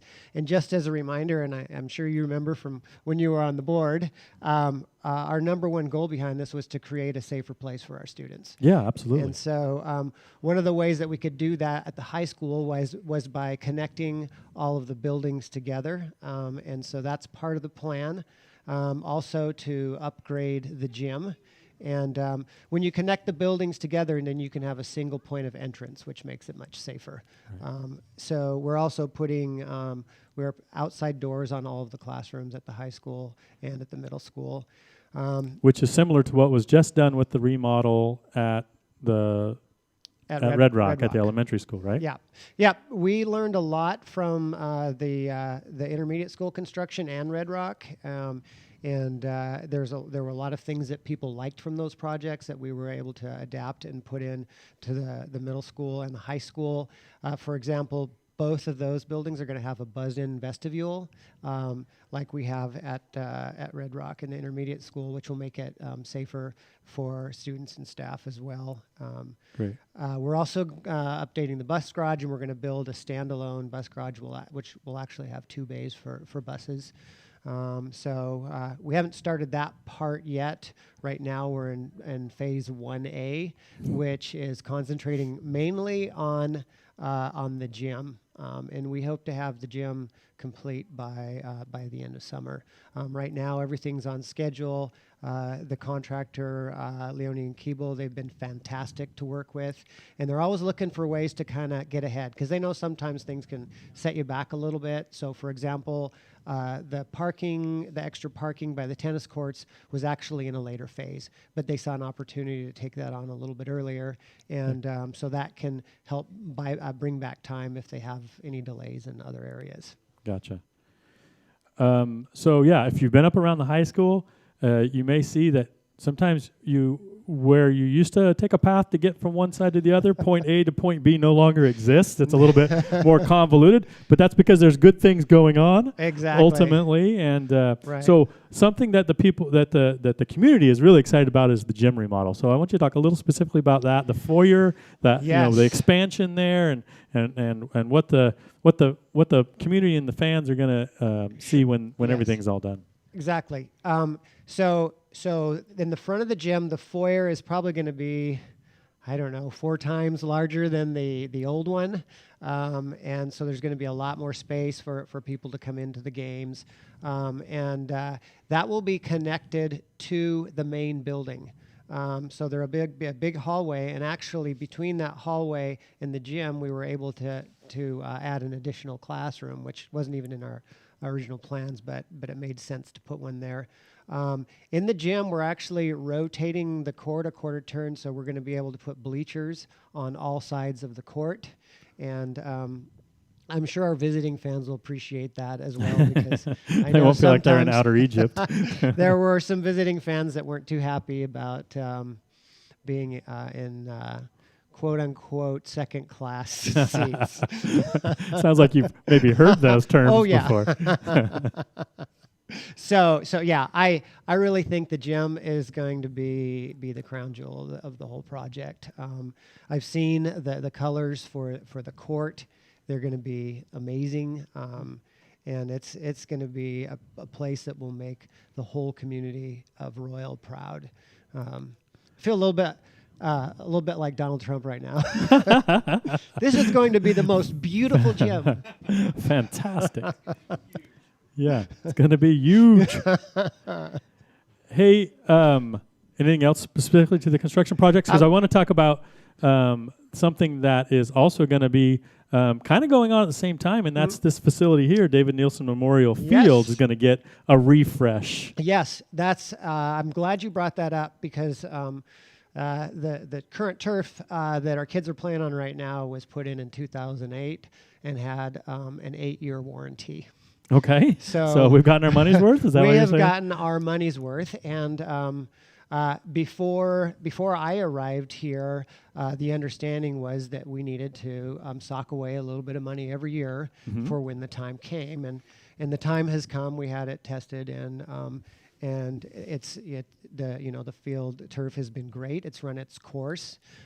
We did look at 3 different options, but we decided to go with field turf again because we've had a great experience with it. And so the plan is to install that this summer. This is unrelated to bond funds. Right. Okay. Yeah. So I wanted to make sure that was clear, that this is money that we have been setting aside for years. And really, that's money that used to go towards maintenance of when this was natural grass. Really hard to keep a natural grass field in this environment as much as it's used. And really, in some ways, we think about this as a football facility, but really, it's probably been a bigger boon to our soccer program to be able to play whenever they want to with lights and have a field that has a reliable play, reliable bounce, and so it's been a good thing for them too. No mud bowls. No. Back years ago, when I was a teacher in Oregon, the high school that I was at had a team that was ranked number 1 all year, and they had a home playoff game against a much bigger school, and it rained really hard, and it was a mud bowl, and our kids were kind of your finesse kids, and they just got pushed around and lost the game that they ordinarily would have won. And the next year, the field turf was put in. So, as a youth growing up in Florida, we relished playing football in the mud. It was kind of a thing that it was a lot of fun. But to have a sure surface like this has been great for our athletics programs, for sure. So, yes, excellent. Be excited to see it get a refresh. And another great thing that's happening, which really doesn't have a lot to do with our doings, but a little bit, because we cooperated with the Catholic Church. So right across the street from Red Rock, they're going to put in a soccer field, and they're going to be planting seed. I think probably within the next month, if they haven't already started doing that yet. So well, I've seen them marking out for sprinklers and that sort of a thing, and that's been an ongoing thing. So that's exciting as well. Yeah, just another great opportunity for our kids. I've just been so pleased with the way that the community has been growing and improving in every single way downtown. They've done a nice job, especially with Main Street and all the paving and the sidewalks that they put in, and the beautiful lights. And we've got the new neighborhoods going in, and this is a great place to be right now. This is a great place to be. Right, you say that right now, and I say right now in this very moment, as I'm looking at the scoreboard, and the Knights have a 28-3 lead against the 4A Eastmont Wildcats. Do you want to put your analyst hat on and give us your thoughts on the game so far? Well, I think I've been kind of looking at it from different angles, because I've had a chance to visit some of the fans who weren't able to actually, cross through the gates. But they found some pretty good setups. Did they help you up on the hay over there? I got on the hay bale. I'm not sure some of those, their steps were ADA compliant, so they're going to have to remove those within the next 24 hours. But But no, our kids have been doing fantastic. We've had some excellent plays. The defense has been very impressive. I really haven't been at a great vantage point from the places where I've been standing to be too much of an analyst, but you really don't have to be too much of one when the score's 28-3, and I hope we can continue that through the second half. Yeah, me too.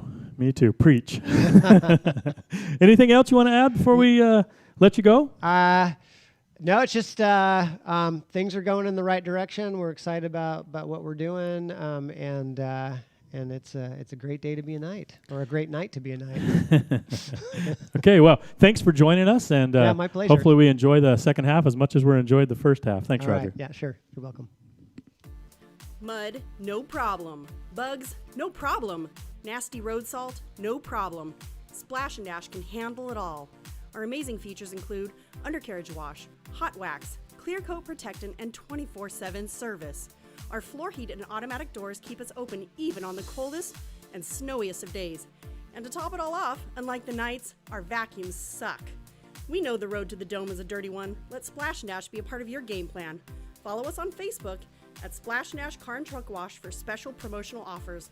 Locally owned and operated, we truly care about our customers.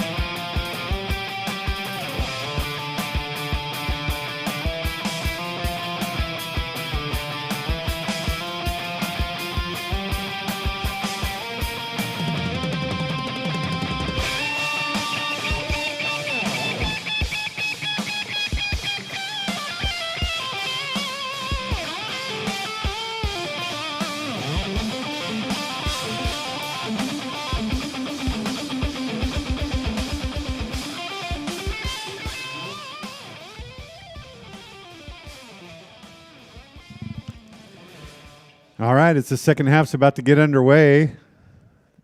Remember that the Wildcats won the toss, elected to defer, so they will get the ball to start. Hey, some stats for the Knights. Carrying the ball, 12 carries for 79 yards. That's a 6.6 yard per carry average. And a rushing touchdown, that was a quarterback run from the 3-yard line by Caleb Christensen. Ball caught right about the 11.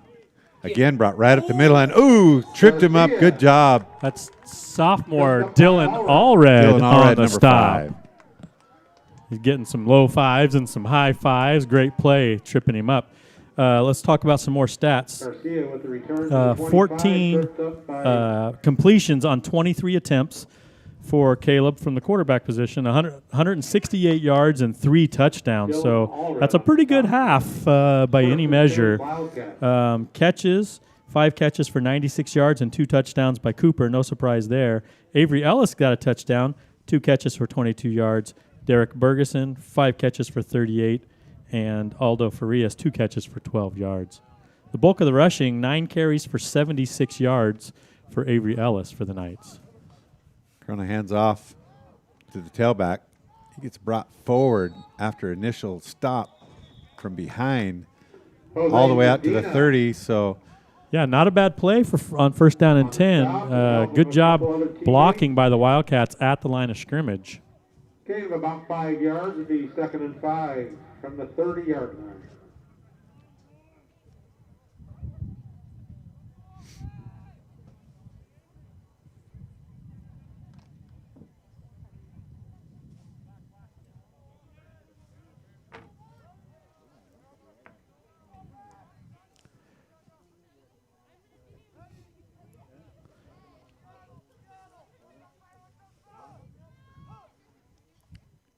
Going to be a passing play here. He's going to escape out.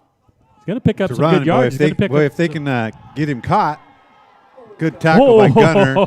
Kind of a steer wrestle right there. That was a cowboy tackle by Gunner Anderson, but that's a great run by the quarterback, Ivan Corona. They kind of had him, and he's a pretty sturdy dude. You know who he reminds me of? A few years ago, the quarterback for Othello was built similar, and sturdy kid who could take off running and deliver some punishment. And nice job getting the ball. The nose of the ball exactly at the 50-yard line. So great run by Corona.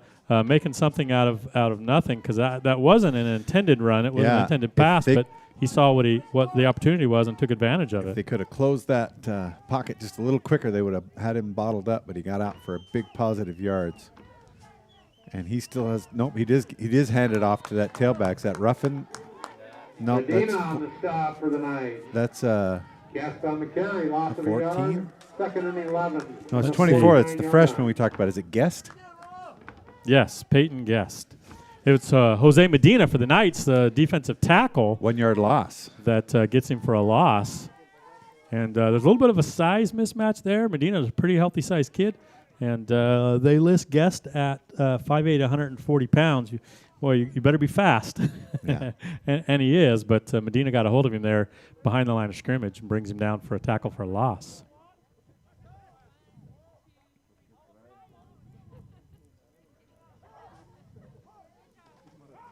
They'll hand off that inside, and it's brought. That's got to be Derek. Who is it? No, that's not Derek. That is.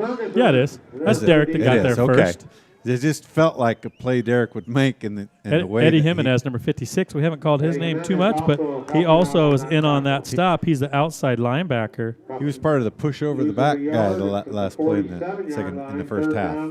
So another loss of Tackle one on that play. Yeah. 3rd down and about 12.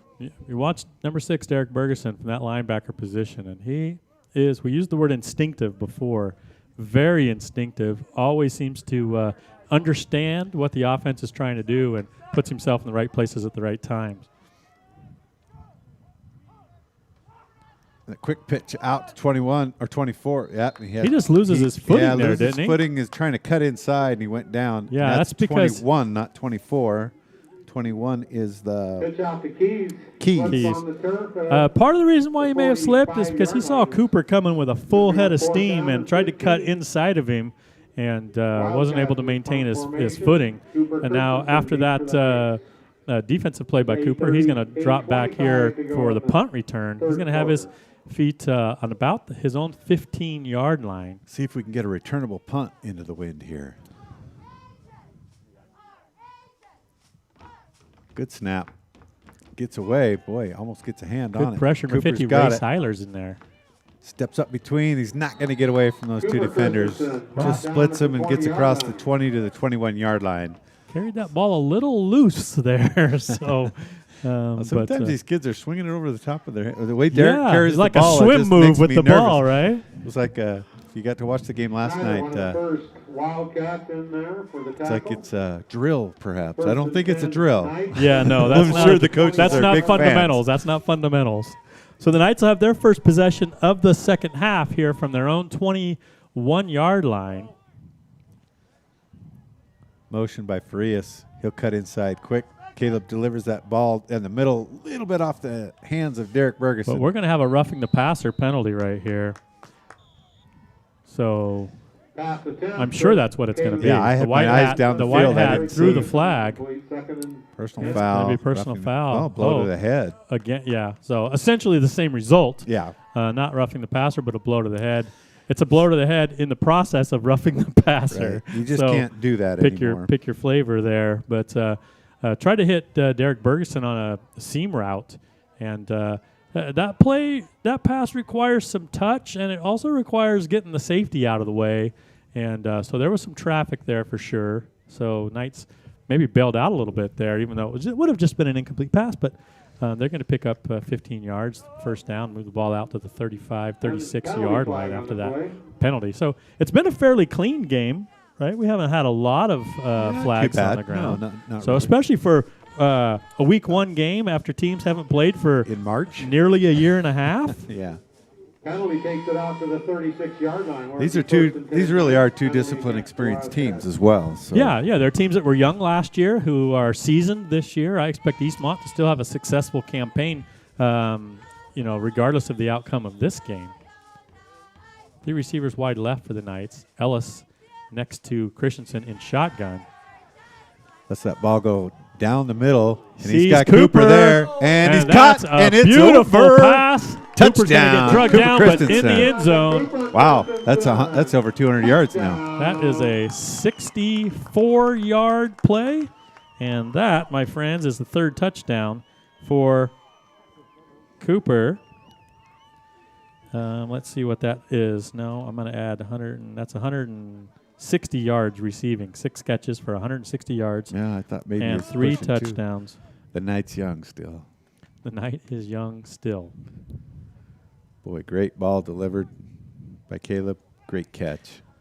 That ball, I don't think you could have walked up and placed it in Yeah. Cooper's hands any better. So Cooper gets a lot of credit for the plays he makes, and he justifiably so. But boy, Romero's if you are punching that through now, isn't if he? you're a recruiter and you're watching film of Cooper right now, you need to be watching film. You need to be watching Caleb deliver that ball to him in a beautiful way. Knights extend their lead 35-3. 7:45 left to go in the third quarter. You're watching RoyalKnightsFootball.com.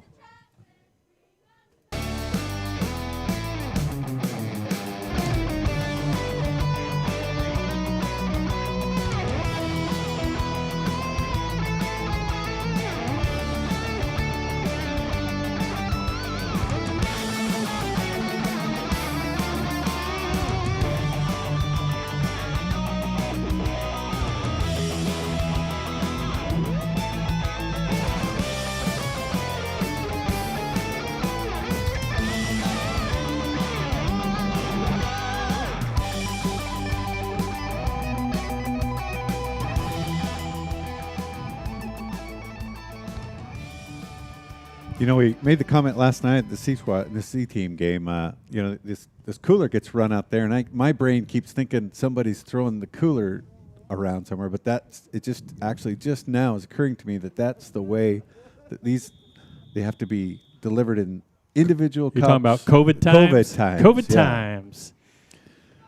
Caught right about the 10-yard line. Again, they try to return he right gets up the up middle, and boy, they come fast up the middle. They And I get up really like ahead of that. speed. I like that. Yeah, no intimidation there at all. That's Chance Garcia, the senior, with just getting, like I said, a head of steam going right up the middle of the field. A lot of times these guys will get on a return left or a return right, and they'll get the ball on the right. And we got to return left, and they'll go all the way across. Before you know it, they've run 50 yards to gain 6. Minimal, you know? right. So I do like the way that they just turn it straight up the field, and they almost always have the ball at the 30 or upside.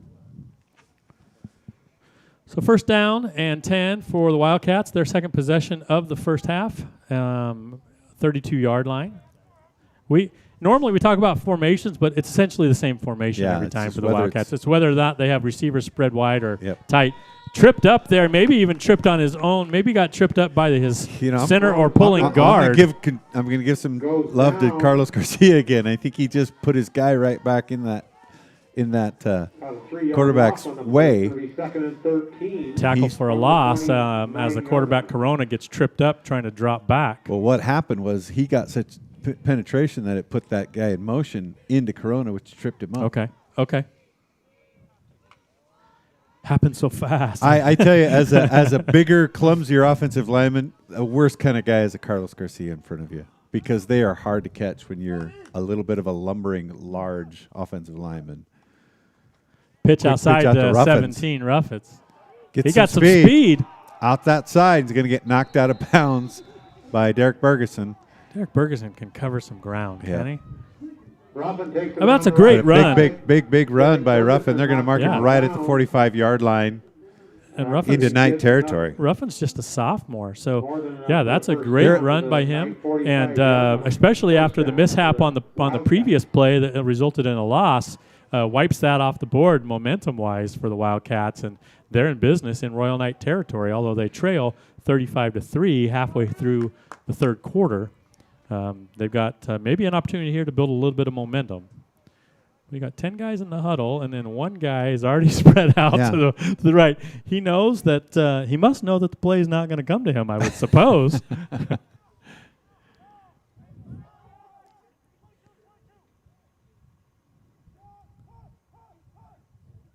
Trying to get the Knights offside. There was a little bit of movement, but they don't draw the penalty. What do we got?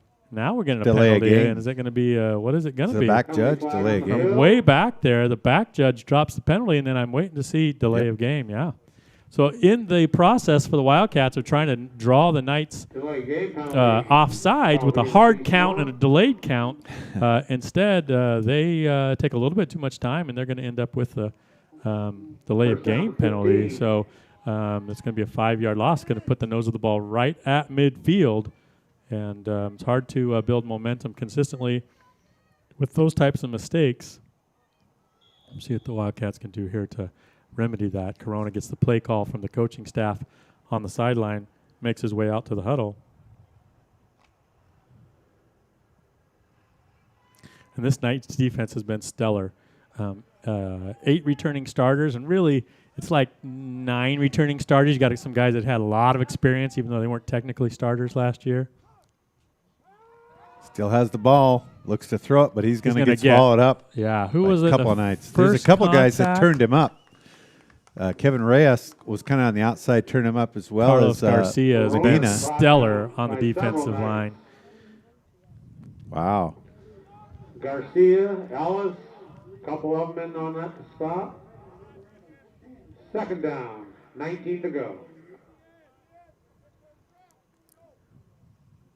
Second down and 19. Keeps the Wildcats in a passing situation.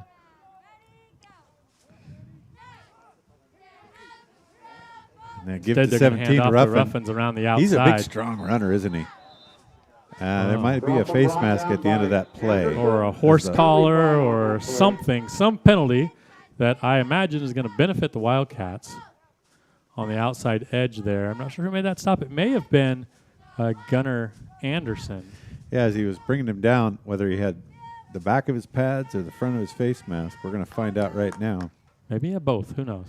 Face mask. Oh, wait. Didn't see that.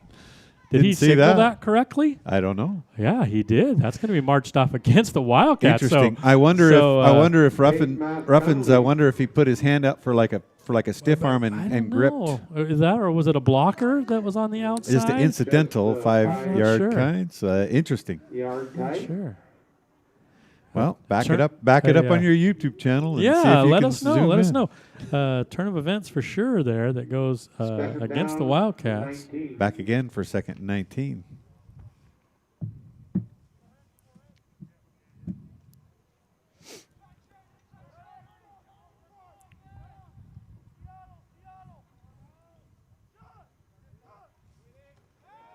Corona fakes that pitch. Well thrown ball. Oh, and it's right there. Can they stop him? But I don't think so. He's going to get across the line. The officials aren't Does there. he have but the to make ball? There it decision. is. Touchdown. Yeah. That's a on that quick 54-yarder.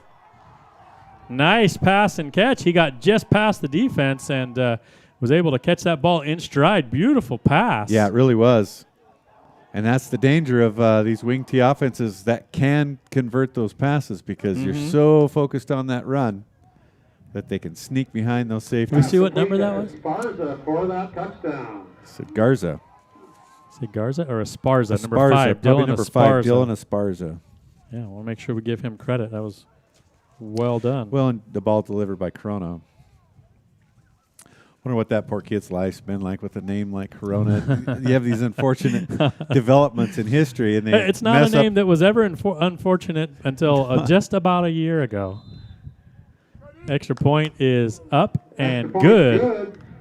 So with 5 minutes and 19 seconds left in the third quarter, the Wildcats narrow the gap a little bit. They trail the Knights by a score of 35-10. You're watching RoyalKnightsFootball.com. It's your family road trip, your limousine, your business. It's what you drive. Take care of it at Point S Tire and Auto Service for tires and expert service you can trust.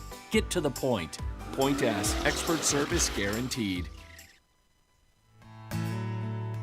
At Simplot Grower Solutions, we believe our responsibility to the planet begins right here in our community, where we live, work, and play. Unity and pride drive a winning team of farmers, partners, and Simplot employees who work hard to feed our local communities and the world beyond. It's an honor to support the community that has supported our business year after year and generation to generation. Thanks for your partnership. Check out our website at simplot.com.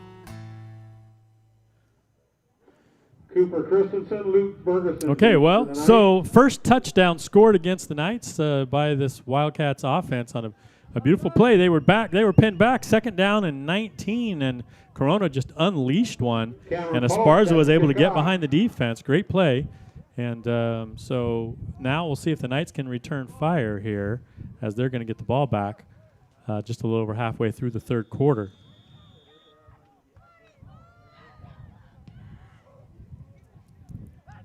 Taken right about the 10 by Cooper. He'll come up this right side, tries to split the defense, gets tripped up right about the 26 and falls forward out to the 30-yard line. Number 2, Logan Schneider, the junior, makes a good special teams tackle on Cooper just as he was building up ahead of steam. He does get out to the 30-yard line, so it'll be decent field position for the Knights. Ball on the right hash. Caleb Christensen gets the play call and heads out to the huddle to direct his squad. I'm just so excited we're watching high school football. Yeah, this is just great.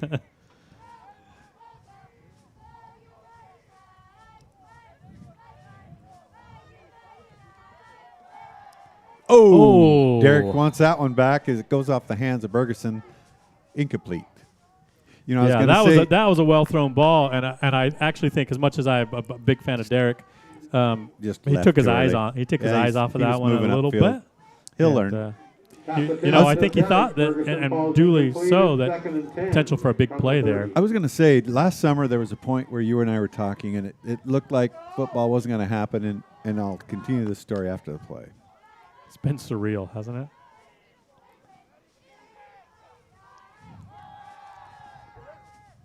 Cooper has the ball in open space, and he gets tripped up as he tries to get across, and still a 13-yard game. Comes up a little gimpy on his right ankle or foot. Same deal with a Eastmont player. I think that's Terrell. Well, you know, here's the thing. This is week 1, and really the Knights, no team, in my opinion, has gotten into proper conditioning because of all the things that have gone on. And so, you know, the potential for injury, the potential for cramps, the potential for a lot of things, not surprising that we might see some of that going on.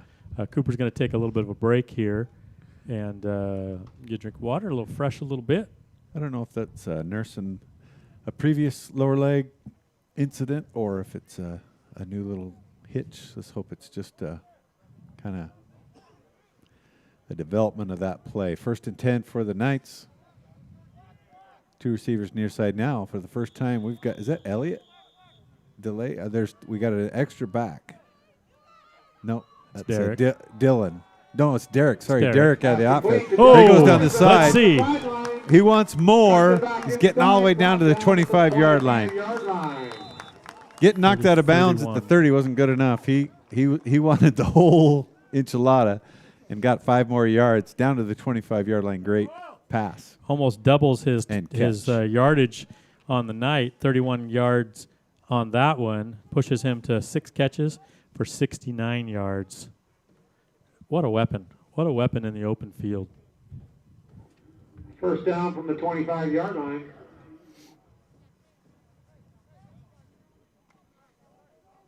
Knights with a 25-point lead here in the third quarter, looking to add some more. Gunnar Anderson, make sure he has the play call correct. Lines up in the slot. 3 receivers to the left. He's the inside receiver. Caleb's pointing something out he sees. And here comes a man, gets popped out. Oh, and it gets knocked down. Yeah, I couldn't tell if that was 52 or 92 that batted it down. They were both back there. Little Tom Brady going on there. 52 is Tony Lopez. 92 is Max Prazer. These kids are advanced enough that they do have situations where they have the option where they can turn upfield. They can modify their route, and that's what Caleb and Aldo were deciding which one should have been which way, and they'll get it dialed in. Well, second down and 10. You only get 5 games. There's not a lot of as much time as normal to dial in, but you're gonna have to digital dial it. No be rotary dialing anymore. No time. Caleb pump fakes, and he gets knocked out of his hands. They're saying incomplete as his hand was coming forward. Yeah, it definitely was coming forward. No, they got the whistle. They blew the whistle. There's no doubt they blew the whistle. Incomplete pass, but good job by the defense as Caleb tried to step up into the pocket there, keeping his eyes downfield. He's when you say Tom Brady, I mean, really. Well, I don't mean to compare to Tom Brady. Well, that's not what I was even going to say. He's not a guy that's going to necessarily take off running unless he absolutely has to. He's going to keep his eyes downfield, and if he thinks he's got a guy open, he's going to throw that ball, and that's what he did as he tried to move up in the pocket. But good pressure on him, and the ball, he'll also communicate to his receivers what they need to be doing, so they're both on the same page. So they're just good at that. 2 receivers wide to the left. Quick throw out to Bergeson. Did it came out of his hands? Yeah, I thought he made a football move before that bopped down and popped back up in his hands. They're going to call it incomplete. They could have just as easily said he caught it and then fumbled it and picked it up, but they're going to say incomplete. It's going to bring up fourth down for the Knights. 4th down and 10. There will be no field goal kicking. I can promise you that. No field goal kicking. Pass attempt to Derek Ferguson incomplete. Just another case of early season and running before you get the ball secured.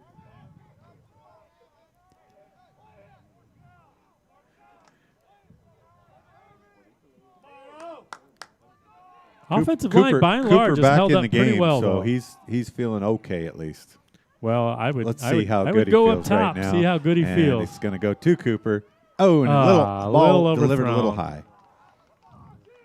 A little overthrown. That means Caleb in the second half has completed 3 out of 6. He's acting like this is a calf thing, So some tightness. He tried to jump. The Eastmont player helped him up, and he's just trying to get that worked out. So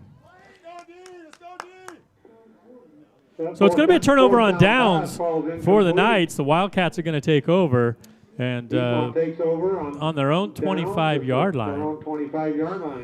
We have 3 so they did, they scored most recently and then have staved off the Knights on that drive. So see if they can't figure out how to close the gap a little bit. Eric Myrick in the game for Cooper Christensen. And, he's a guy right there on the depth chart. He's the younger brother, the last of the 3. Alex Myrick, former quarterback for the Knights. Lorenzo Myrick graduated last year, safety and running back. And Corona, man, he's fighting hard. He's a strong kid. Taking the whole crew to bring him down, and he's going to pick up 21 yards on that carry. And so past the 45 to the 46. impressive effort. Yeah, the effort, obviously the game is not out of hand, but it's a daunting task.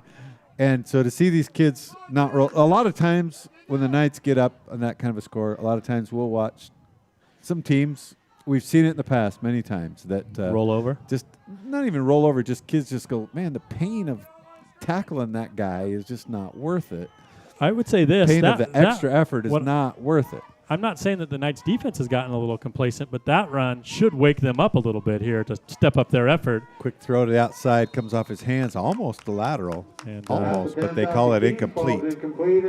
Pressure coming that time on Corona as he throws the screen out to his right, and they just don't connect.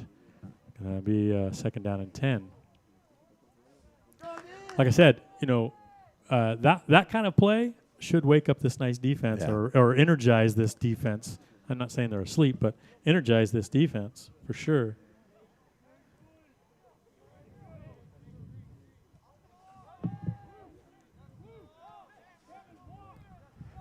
A little bit different formation Yeah, here with two the slot receivers to man the on right. the outside. They'll give to 21 around that outside.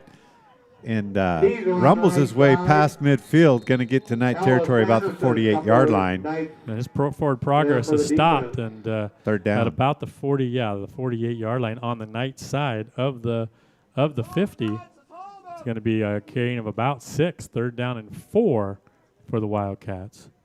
As we have, boy, it feels like this quarter has taken forever. Yeah. 3 minutes left in the third quarter. Well, they've been passing, although too. as much as I've been missing football, this game could go to 2 o'clock in the morning. It wouldn't bother me one bit. Yeah, definitely doing a little different formation here with a wide formation. It's going to be another handoff to 21 going up that side to Guest, and he's going to get bottled up after about a 1 yard, maybe a 2 yard gain. But it'll bring up fourth down in about 3. And they won't be punting. Nope. If they are, that's when I would say, why would you do that? Yeah, no, they won't be punting. They're not going to be punting. No, there's no good reason for them to punt here. They've got nothing to lose and everything to gain. They're trying to pick up a first down and keep this drive going. Try to put some points on the board, but if nothing else, keep the ball out of the Knights' hands. Out of the hands of the Knights' offense. All right, big 4th and 3. This is now they even got 3 receivers set off wide to the left. Oh, we're going to have a play. This is going to be a motion penalty. It's going to move it back 5 yards. I was just going to say pre-snap, this is the down and distance where the defense got to take it personal, though, that they're going for it, right? And we won't get to see how that turned out, as it's going to go to 4th and 8. Now, I would suspect that the Wildcats will still go for it, considering the game clock and score scenario.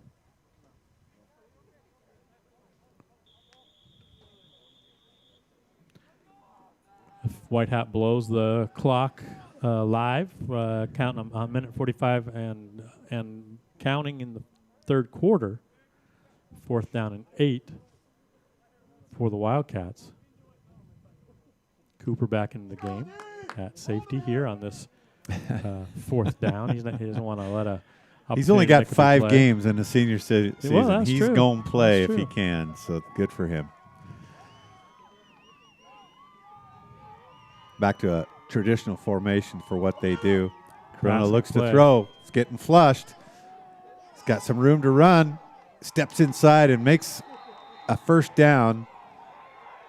Corona keeps it, runs enough. Yeah, he picks up the first down. He gets hit by Jose Medina and goes flying, but flying forward. Yeah, he picks up the first down. He had made the first down, but then he got an extra bump from behind and get a few extra yards. But 1st and 10 on the 41-yard line of the Knights. And if there's any debate whether they were going to play the junior or the freshman this game, I feel like he's done really well, don't you? Yeah, I think so. He's competed well, for sure. Getting that 3 receiver as they take the motion away. They're going to put the hands in Corona and Carlos Garcia. Ball's up off the ground. And Derek's got it. And if that stays, there's no penalty flags. That's a 44-yard. That's a dagger right there. 54-yard touchdown fumble recovery by Derek Bergerson. Now, Derek Bergerson is the happy recipient of that. Yeah. It was Carlos Garcia, I believe, that got in there I think and hit Corona and knocked the ball loose as he was trying to make a move, and Derek just in the right place at the right time. We say he's always at the right place at the right time, and again, he turned is out there. that way this time.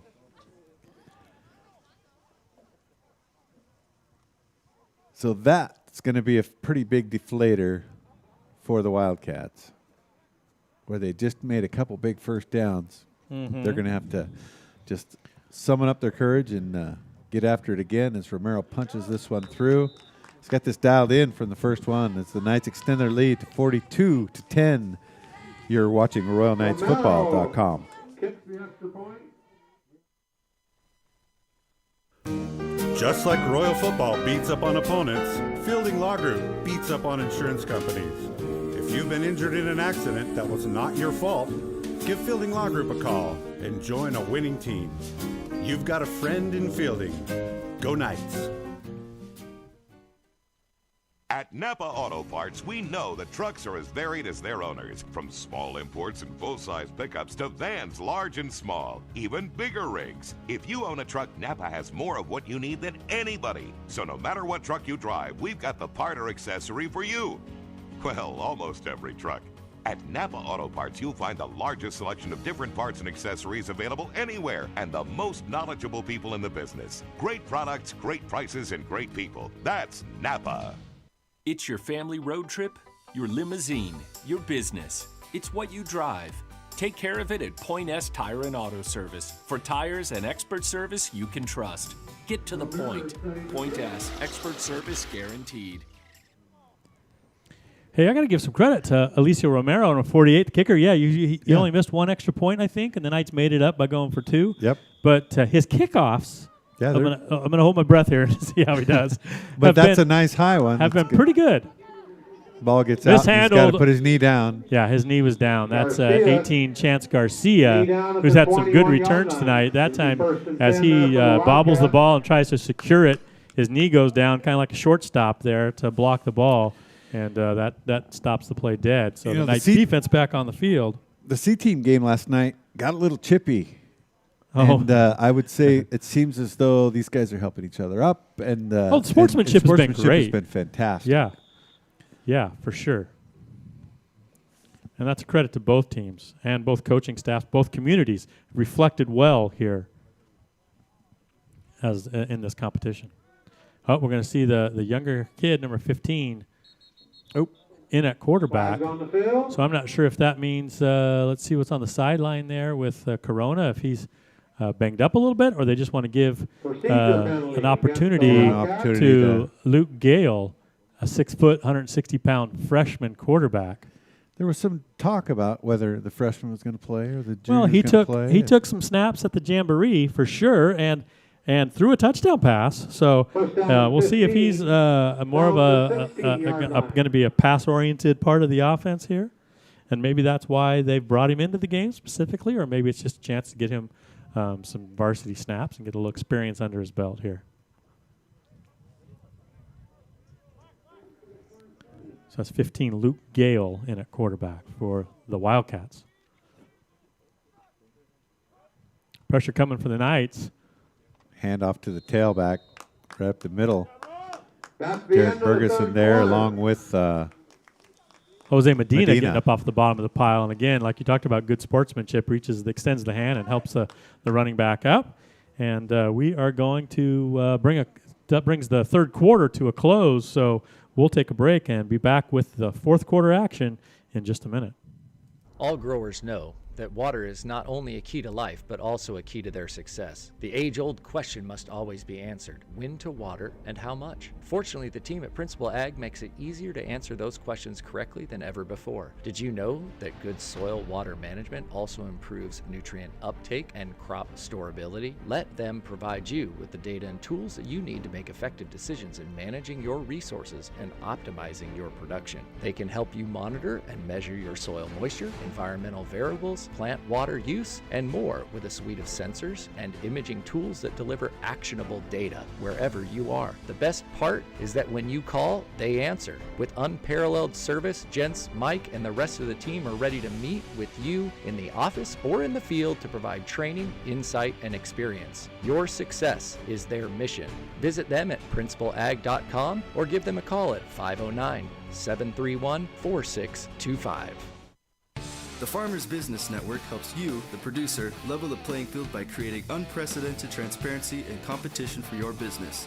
We offer direct from the manufacturer convenience and pricing, as well as 0% financing until January 2021 on all chemical, seed, equipment, and operating loans.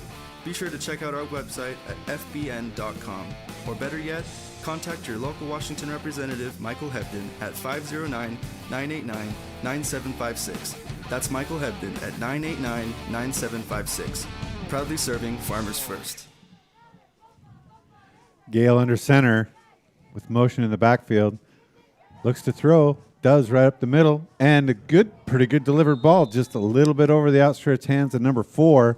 Intended receiver. That's Travado. Luke Bergeson on the coverage.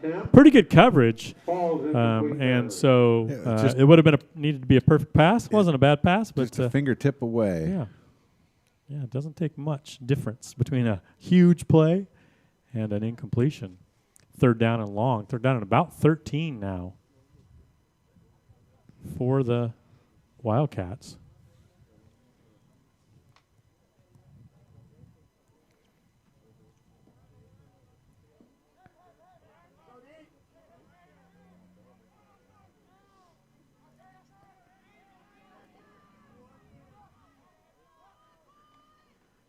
Inside handoff. Yep, he gets stopped. Fakes the pitch and does the inside handoff. Is that number 24? Let's see if we can. Well, it's 24 or 14. Gonna wait to see. Guess with the carry. There's not a 14, so it's probably 24. With the tackle. Fourth down. Yeah, it's guess 24. Fourth and Elliott Delay the night in there for the tackle for a loss, and it's going to force the Wildcats to punt with fourth down and about 17. 16 or 17, yeah. And looks like who's back there deep? Is that Luke? Could be. As soon as he turns sideways, I was going to say he's got to turn sideways so we can we can tell. The wind has calmed down to some degree. Boy, it's quiet with no fans here. Yeah. Good pressure. Not a great kick. We'll see what kind of bounce it gets. They're going to clear it out. It was Luke, and he's going to steer clear of it as there's about 8 Wildcats surrounding the ball right now. Just inside the 45-yard line. What about the 45-yard line of the Knights? So fairly good field position. Hey, this offensive line hasn't been perfect, but they've held out. We know what to expect from Carlos Garcia and Jose Medina, 52 and 53 on the left side. But you've got a sophomore, Denton Jinks, at center. Yep. And a big body, but still developing strength-wise. And he's done a great job tonight. And then Seth Jorgensen at right guard. And right tackle has been Eddie Jimenez. Is he still the man out there, number 56? Yep. And they've held up well. Got to give them a lot of credit. That was one of the potential question marks coming into the season. To Farias around the right side as he kind of skitters around that right side. He gets a few positive yards at the end.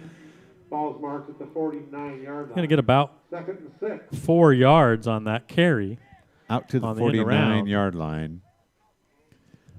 Second down and 6.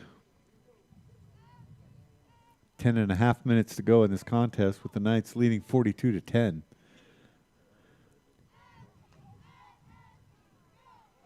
And so with that lead, it's a great opportunity for the Knights to work on some things, to try some things. That end around with Aldo is a play that's been successful last year, and but you got to run those plays to keep it fresh with them. This is a give to Avery Ellis up the middle. He dances around the line of scrimmage a little bit, but gets stacked up. I think forward progress, I don't think they're going to give him much. Maybe a half a yard at the most. Not even sure he ever went to the ground when it was all said and done. But well, he doesn't go to the ground very easy. I have that as being his first carry of the second half, and that's probably true.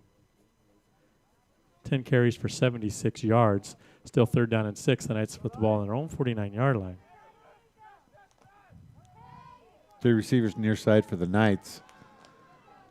Cooper Christensen with the catch on the outside. He's going to get the first down. And Moore, as he, with a leg drive, runs through a tackle there. And he's going to get, where are they Now going he's to on mark the it? left side, which I think it's cramps because he can't decide which side's bugging him. Going to be 18 yards. He'll be back out there in a second. You watch. 18 yards, which puts him and a first down at 8 catches and 191 yards and 3 touchdowns. How's that for getting back after it? Yeah, and if people are saying, "Oh, first game and and cramps and conditioning," I assure you, there's a core group of these kids that have never stopped conditioning all year. True. That's true, but that kind of conditioning isn't quite the same as live action, right? Play action to Luke Bergeson across the backside. They give to Avery Ellis up the middle, and he's not going to get much, maybe a yard. Second down and 9. 11 carries for 77 yards. A couple of these 1-yard carries, and he's going to be back to that 6 yards per carry average that he'd established early on. Second down and 9. Caleb and trying to discuss. I think he's trying to have some influence on the play call here that he's getting from Coach Allred on the sideline. Maybe negotiating the play call a little bit here. I can guarantee you that he wants to be aggressive. Timeout on the I think field. Coach called a timeout. We'll call one as well. 8:15 left to go in the game. Knights lead 42-10. You're watching RoyalKnightsFootball.com. Royal Dairy, dedicated to making the world's best ingredient, milk, for one of the world's greatest companies, Dairy Gold. Follow us on Instagram and Facebook at Royal Dairy, or check out our website at theroyaldairy.com. Your day means getting from point A to point B, as in bank or ballet. G for gym, W for work. When what you drive needs tires or service, get to Point S, Tire and Auto, a trusted neighbor with the right tires for how and where you drive, and certified techs to take care of what you drive. So you get to all the points in your day and home again safely. Get to the point. Point S Tire and Auto Service. Expert service guaranteed.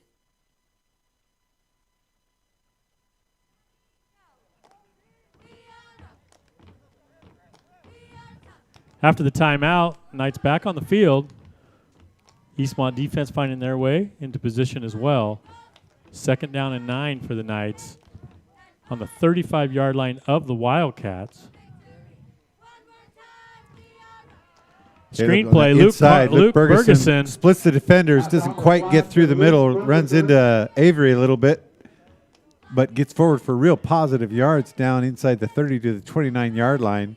That's a 7-yard gain. Not bad on second down to pick up those 7 yards. That's 5 completions on 8 attempts here in the second half for Caleb Christensen. That's the first catch for Luke Bergeson.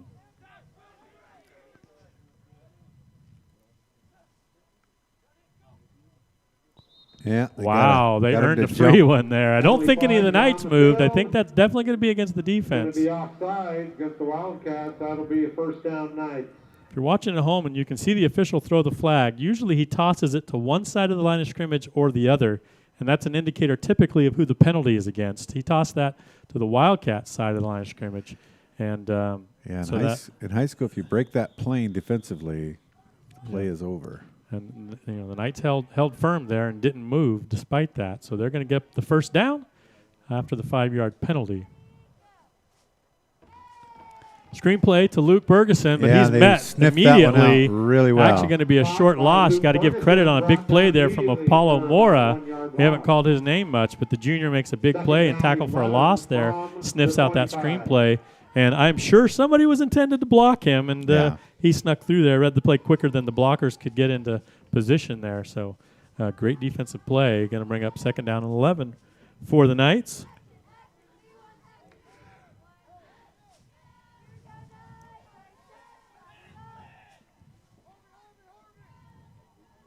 Quick personnel change at the last minute. It'll be two running backs this time. Avery Ellis and Derek Bergeson are going to be flanking. Bergeson goes in motion to the right. They're going to fake the screen to him, throw the screen back to Avery Ellis. Busts. It's going to be a penalty marker down. So I think they're going to call position where it could be a hold. I think they might. They might just call either that or roughing the passer. I don't know. Well defended there. Avery caught the pass, but ends up with a loss. Flag out on the field as well. Let's see what they call.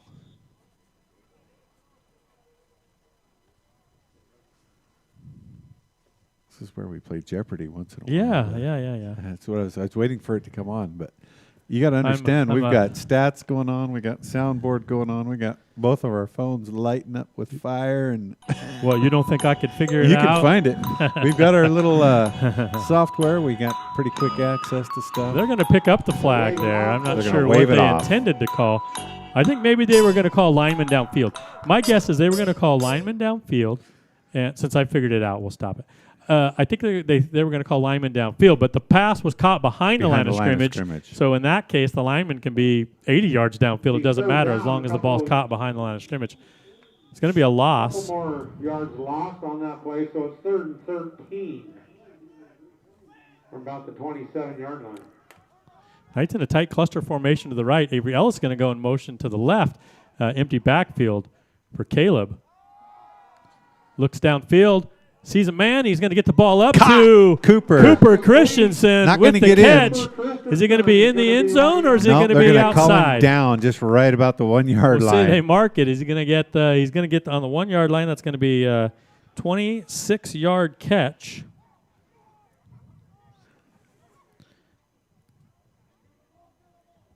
Big catch.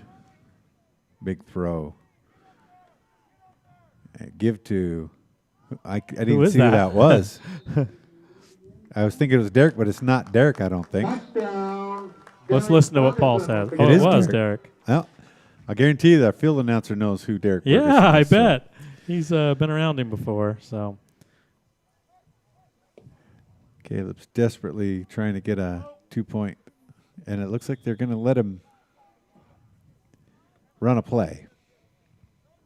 So that is 9 catches for 217 yards for Cooper Christensen, living up to the preseason hype. And coming in and out of the game with yeah, right. Caleb looks to throw on that left side, throws it in the middle on the back side. Great catch. Who is that? Is that Aldo? Yeah, Aldo with the open 2-point conversion. For the 2-point conversion, it's good. That's going to stretch it up to 50-10. 5:35 left to go in this game. Do you want to stay here? Is that what the motion for? No, that's not necessarily what I'm saying. Well, but we can take a little time at 50-10 to start talking about players of the game. Let's start by talking about some performances on the Eastmont Wildcats. What do you think? I think that. What do I think? I'm going to say we've seen Ruffin 17 have some real good positive runs, big, strong runner. Yeah. Corona, the quarterback, boy, just the effort was just endless. Yeah, just a workman's effort for sure. Couple good balls delivered to get some points on the board, and then obviously a quick run up the middle. We still haven't decided who exactly that was, whether it was number 6. Oh, that got out there that Luke caught? Yeah. And then number 5, Dylan Esparza with the long touchdown catch. Yep. It was a 54-yarder. So. And when you look down the roster of the Eastmont Wildcats, you're going to see lots of underclassmen. It's a program that still has lots of. Oh yeah. They've got a lot of sophomores and juniors, a few freshmen. So and even in a short season, I can promise you that they'll look different in week 5 than they are in week 1. So Romero waiting for the whistle. Yeah, now he blow gets that whistle. Let's get going. Left-footed kicker kicks it nice and high. It's going to get about the 18-yard line, right up the center. It's going to get bottled up right about the 35-yard line. Eric Myrick, one of the Knights, and then let's see who gets up off the bottom of that pile. Make sure we get a recognition to some of these guys. Number 50, Race Eilers. That kid is quick, and he gets down there and on things. And also 66, Manny Sandoval. Myrick and Eilers. Hey, so what's significant about that 2-point conversion? Puts us into a running clock against a 4A opponent. It's a 4A opponent. A highly regarded 4A opponent. First and 10, Wildcats at the 36-yard line.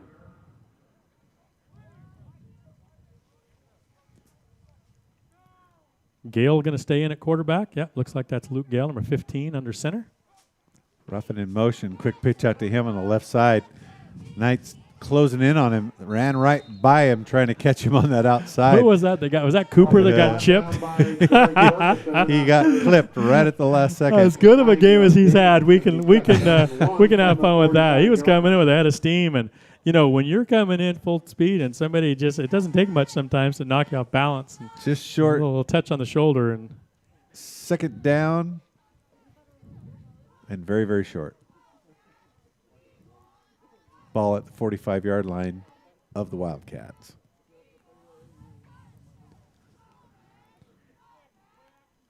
So with the running clock as we're going along here, let's start talking about some of the performance tire performer of the game. So let's talk about some guys that maybe don't get enough recognition. And first name I would put out there in that situation is number 53, Carlos Garcia. Yeah, great game.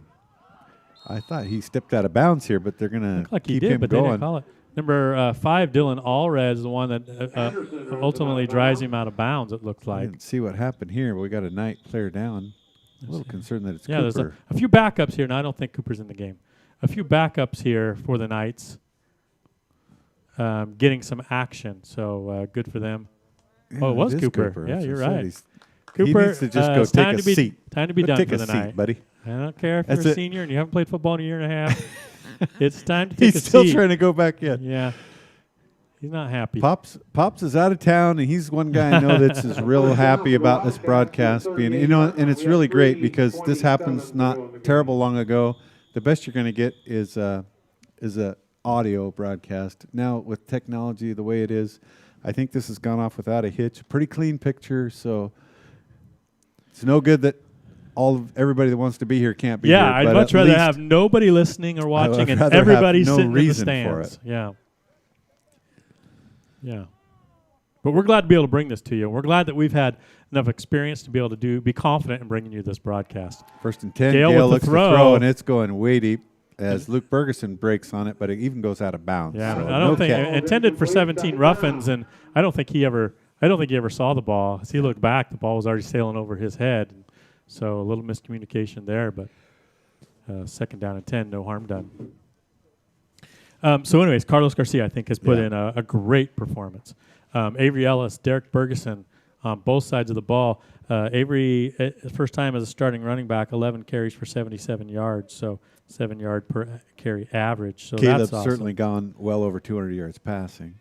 Yeah, well over, because Cooper by himself has 217 yards receiving. Oh, that's right. That's right. Well, you got to figure he's at probably over 300 yards total offense of passing. Of passing. Oh, almost brings down Kevin Reyes 21. had a That's shot Guest, at him. And he still kind of just slid off Guest as Guest powered his way down inside the 20. Runs it around the left side. He gets knocked out of bounds at about the 20-yard line. We're down under 2 minutes. So I don't think there's any dispute that my vote, and I'm sure yours is 325 yards passing unofficially. 325. That's a great game. 4 touchdown passes. But my vote's Cooper. Yeah, I vote that too. Also, the thing about Derek, he had that fumble return. He sure did. And that was Carlos Garcia that forced it. So, a lot of these guys that we're talking about contributing on big plays. But lots of great plays, lots of great players in this game. Cooper, great standout. 9 catches, 217 yards against a 4A defense is something you've got to recognize. Gale with the throw, a little bit wobbly. And it's going to get picked off. Is that unless the Knights knocked it? Yeah, Luke Bergeson. Luke has it. They tried desperately. It kind of went end over end. My only concern was whether him and Eric Myrick were going to knock the ball away from each other. But Luke stands in there strong and grabs that ball. It was just a floating ball, kind of a little bit of I wouldn't say a duck and chuck, but definitely it didn't some, come out of some his loft hand. Yeah, to it the ball. didn't Gave the have- Knights a chance to respond. So the clock is running down under 40 seconds, and wow, this has been the great Knights- on so many levels. The Knights come in here and competed really well. I said that they needed to be in essentially postseason form in order to do what they wanted to in this game, and I feel like they were close to it, all things considered, and so they're going to come away with a big win, 50-10 over the Eastmont Wildcats. I don't think we're going to get a second-team offense designed up No, quick the enough clock's to just get a gonna play. run. And the clock's going to run out, and that's how this game's going to end with the Knights' victory over the 4A Eastmont Wildcats by a score of 50-10. Let's talk about the schedule and specifically about next week. The next week, the Knights will be on the road. They'll be at Ephrata, a 2A school. They'll be at Ephrata. We're not sure yet. We haven't gotten official word whether we'll be able to do the broadcast. We're certainly politicking the best we can for that, see if we can make that happen. But that's where the Knights will be next Friday night, as they will go to the home of the Tigers and have their second game. After that, another away game. That game is going to be in Wenatchee against Wenatchee at the Apple Bowl or whatever they call that and again, we're hoping facility. to be able to bring that game to you. I don't know that that's going to happen, Yeah, but it might not. Regardless, there's going to be There will be some video broadcast. Well, let me rephrase that. Video streaming. There's a difference between a stream and a broadcast, and you're probably going to get a stream but not a broadcast, and maybe you don't want to listen to us anyway, and you're happy with that. I don't know. But so it'll be Wenatchee on the road after Ephrata, and then the Knights will finish with 2 home games against Walluk and Moses Lake, which is a game that the Knights have talked about for years, being able to procure, and this odd scenario is going to give that as well. So great performance for the Knights, and a lot to build on, but a lot of great plays and great effort, and happy to just have football back. Yep. Any parting words? Nope, just a great victory, and keep your eyes on social media and the school's webpage and the Royal Knights webpage, and you'll know where you'll be able to find to watch these games. And subscribe to this YouTube page and hit the notification bell so that you'll know when we go live. Yep. And that's another way to keep in touch. So, thanks for watching. You've been watching RoyalKnightsFootball.com.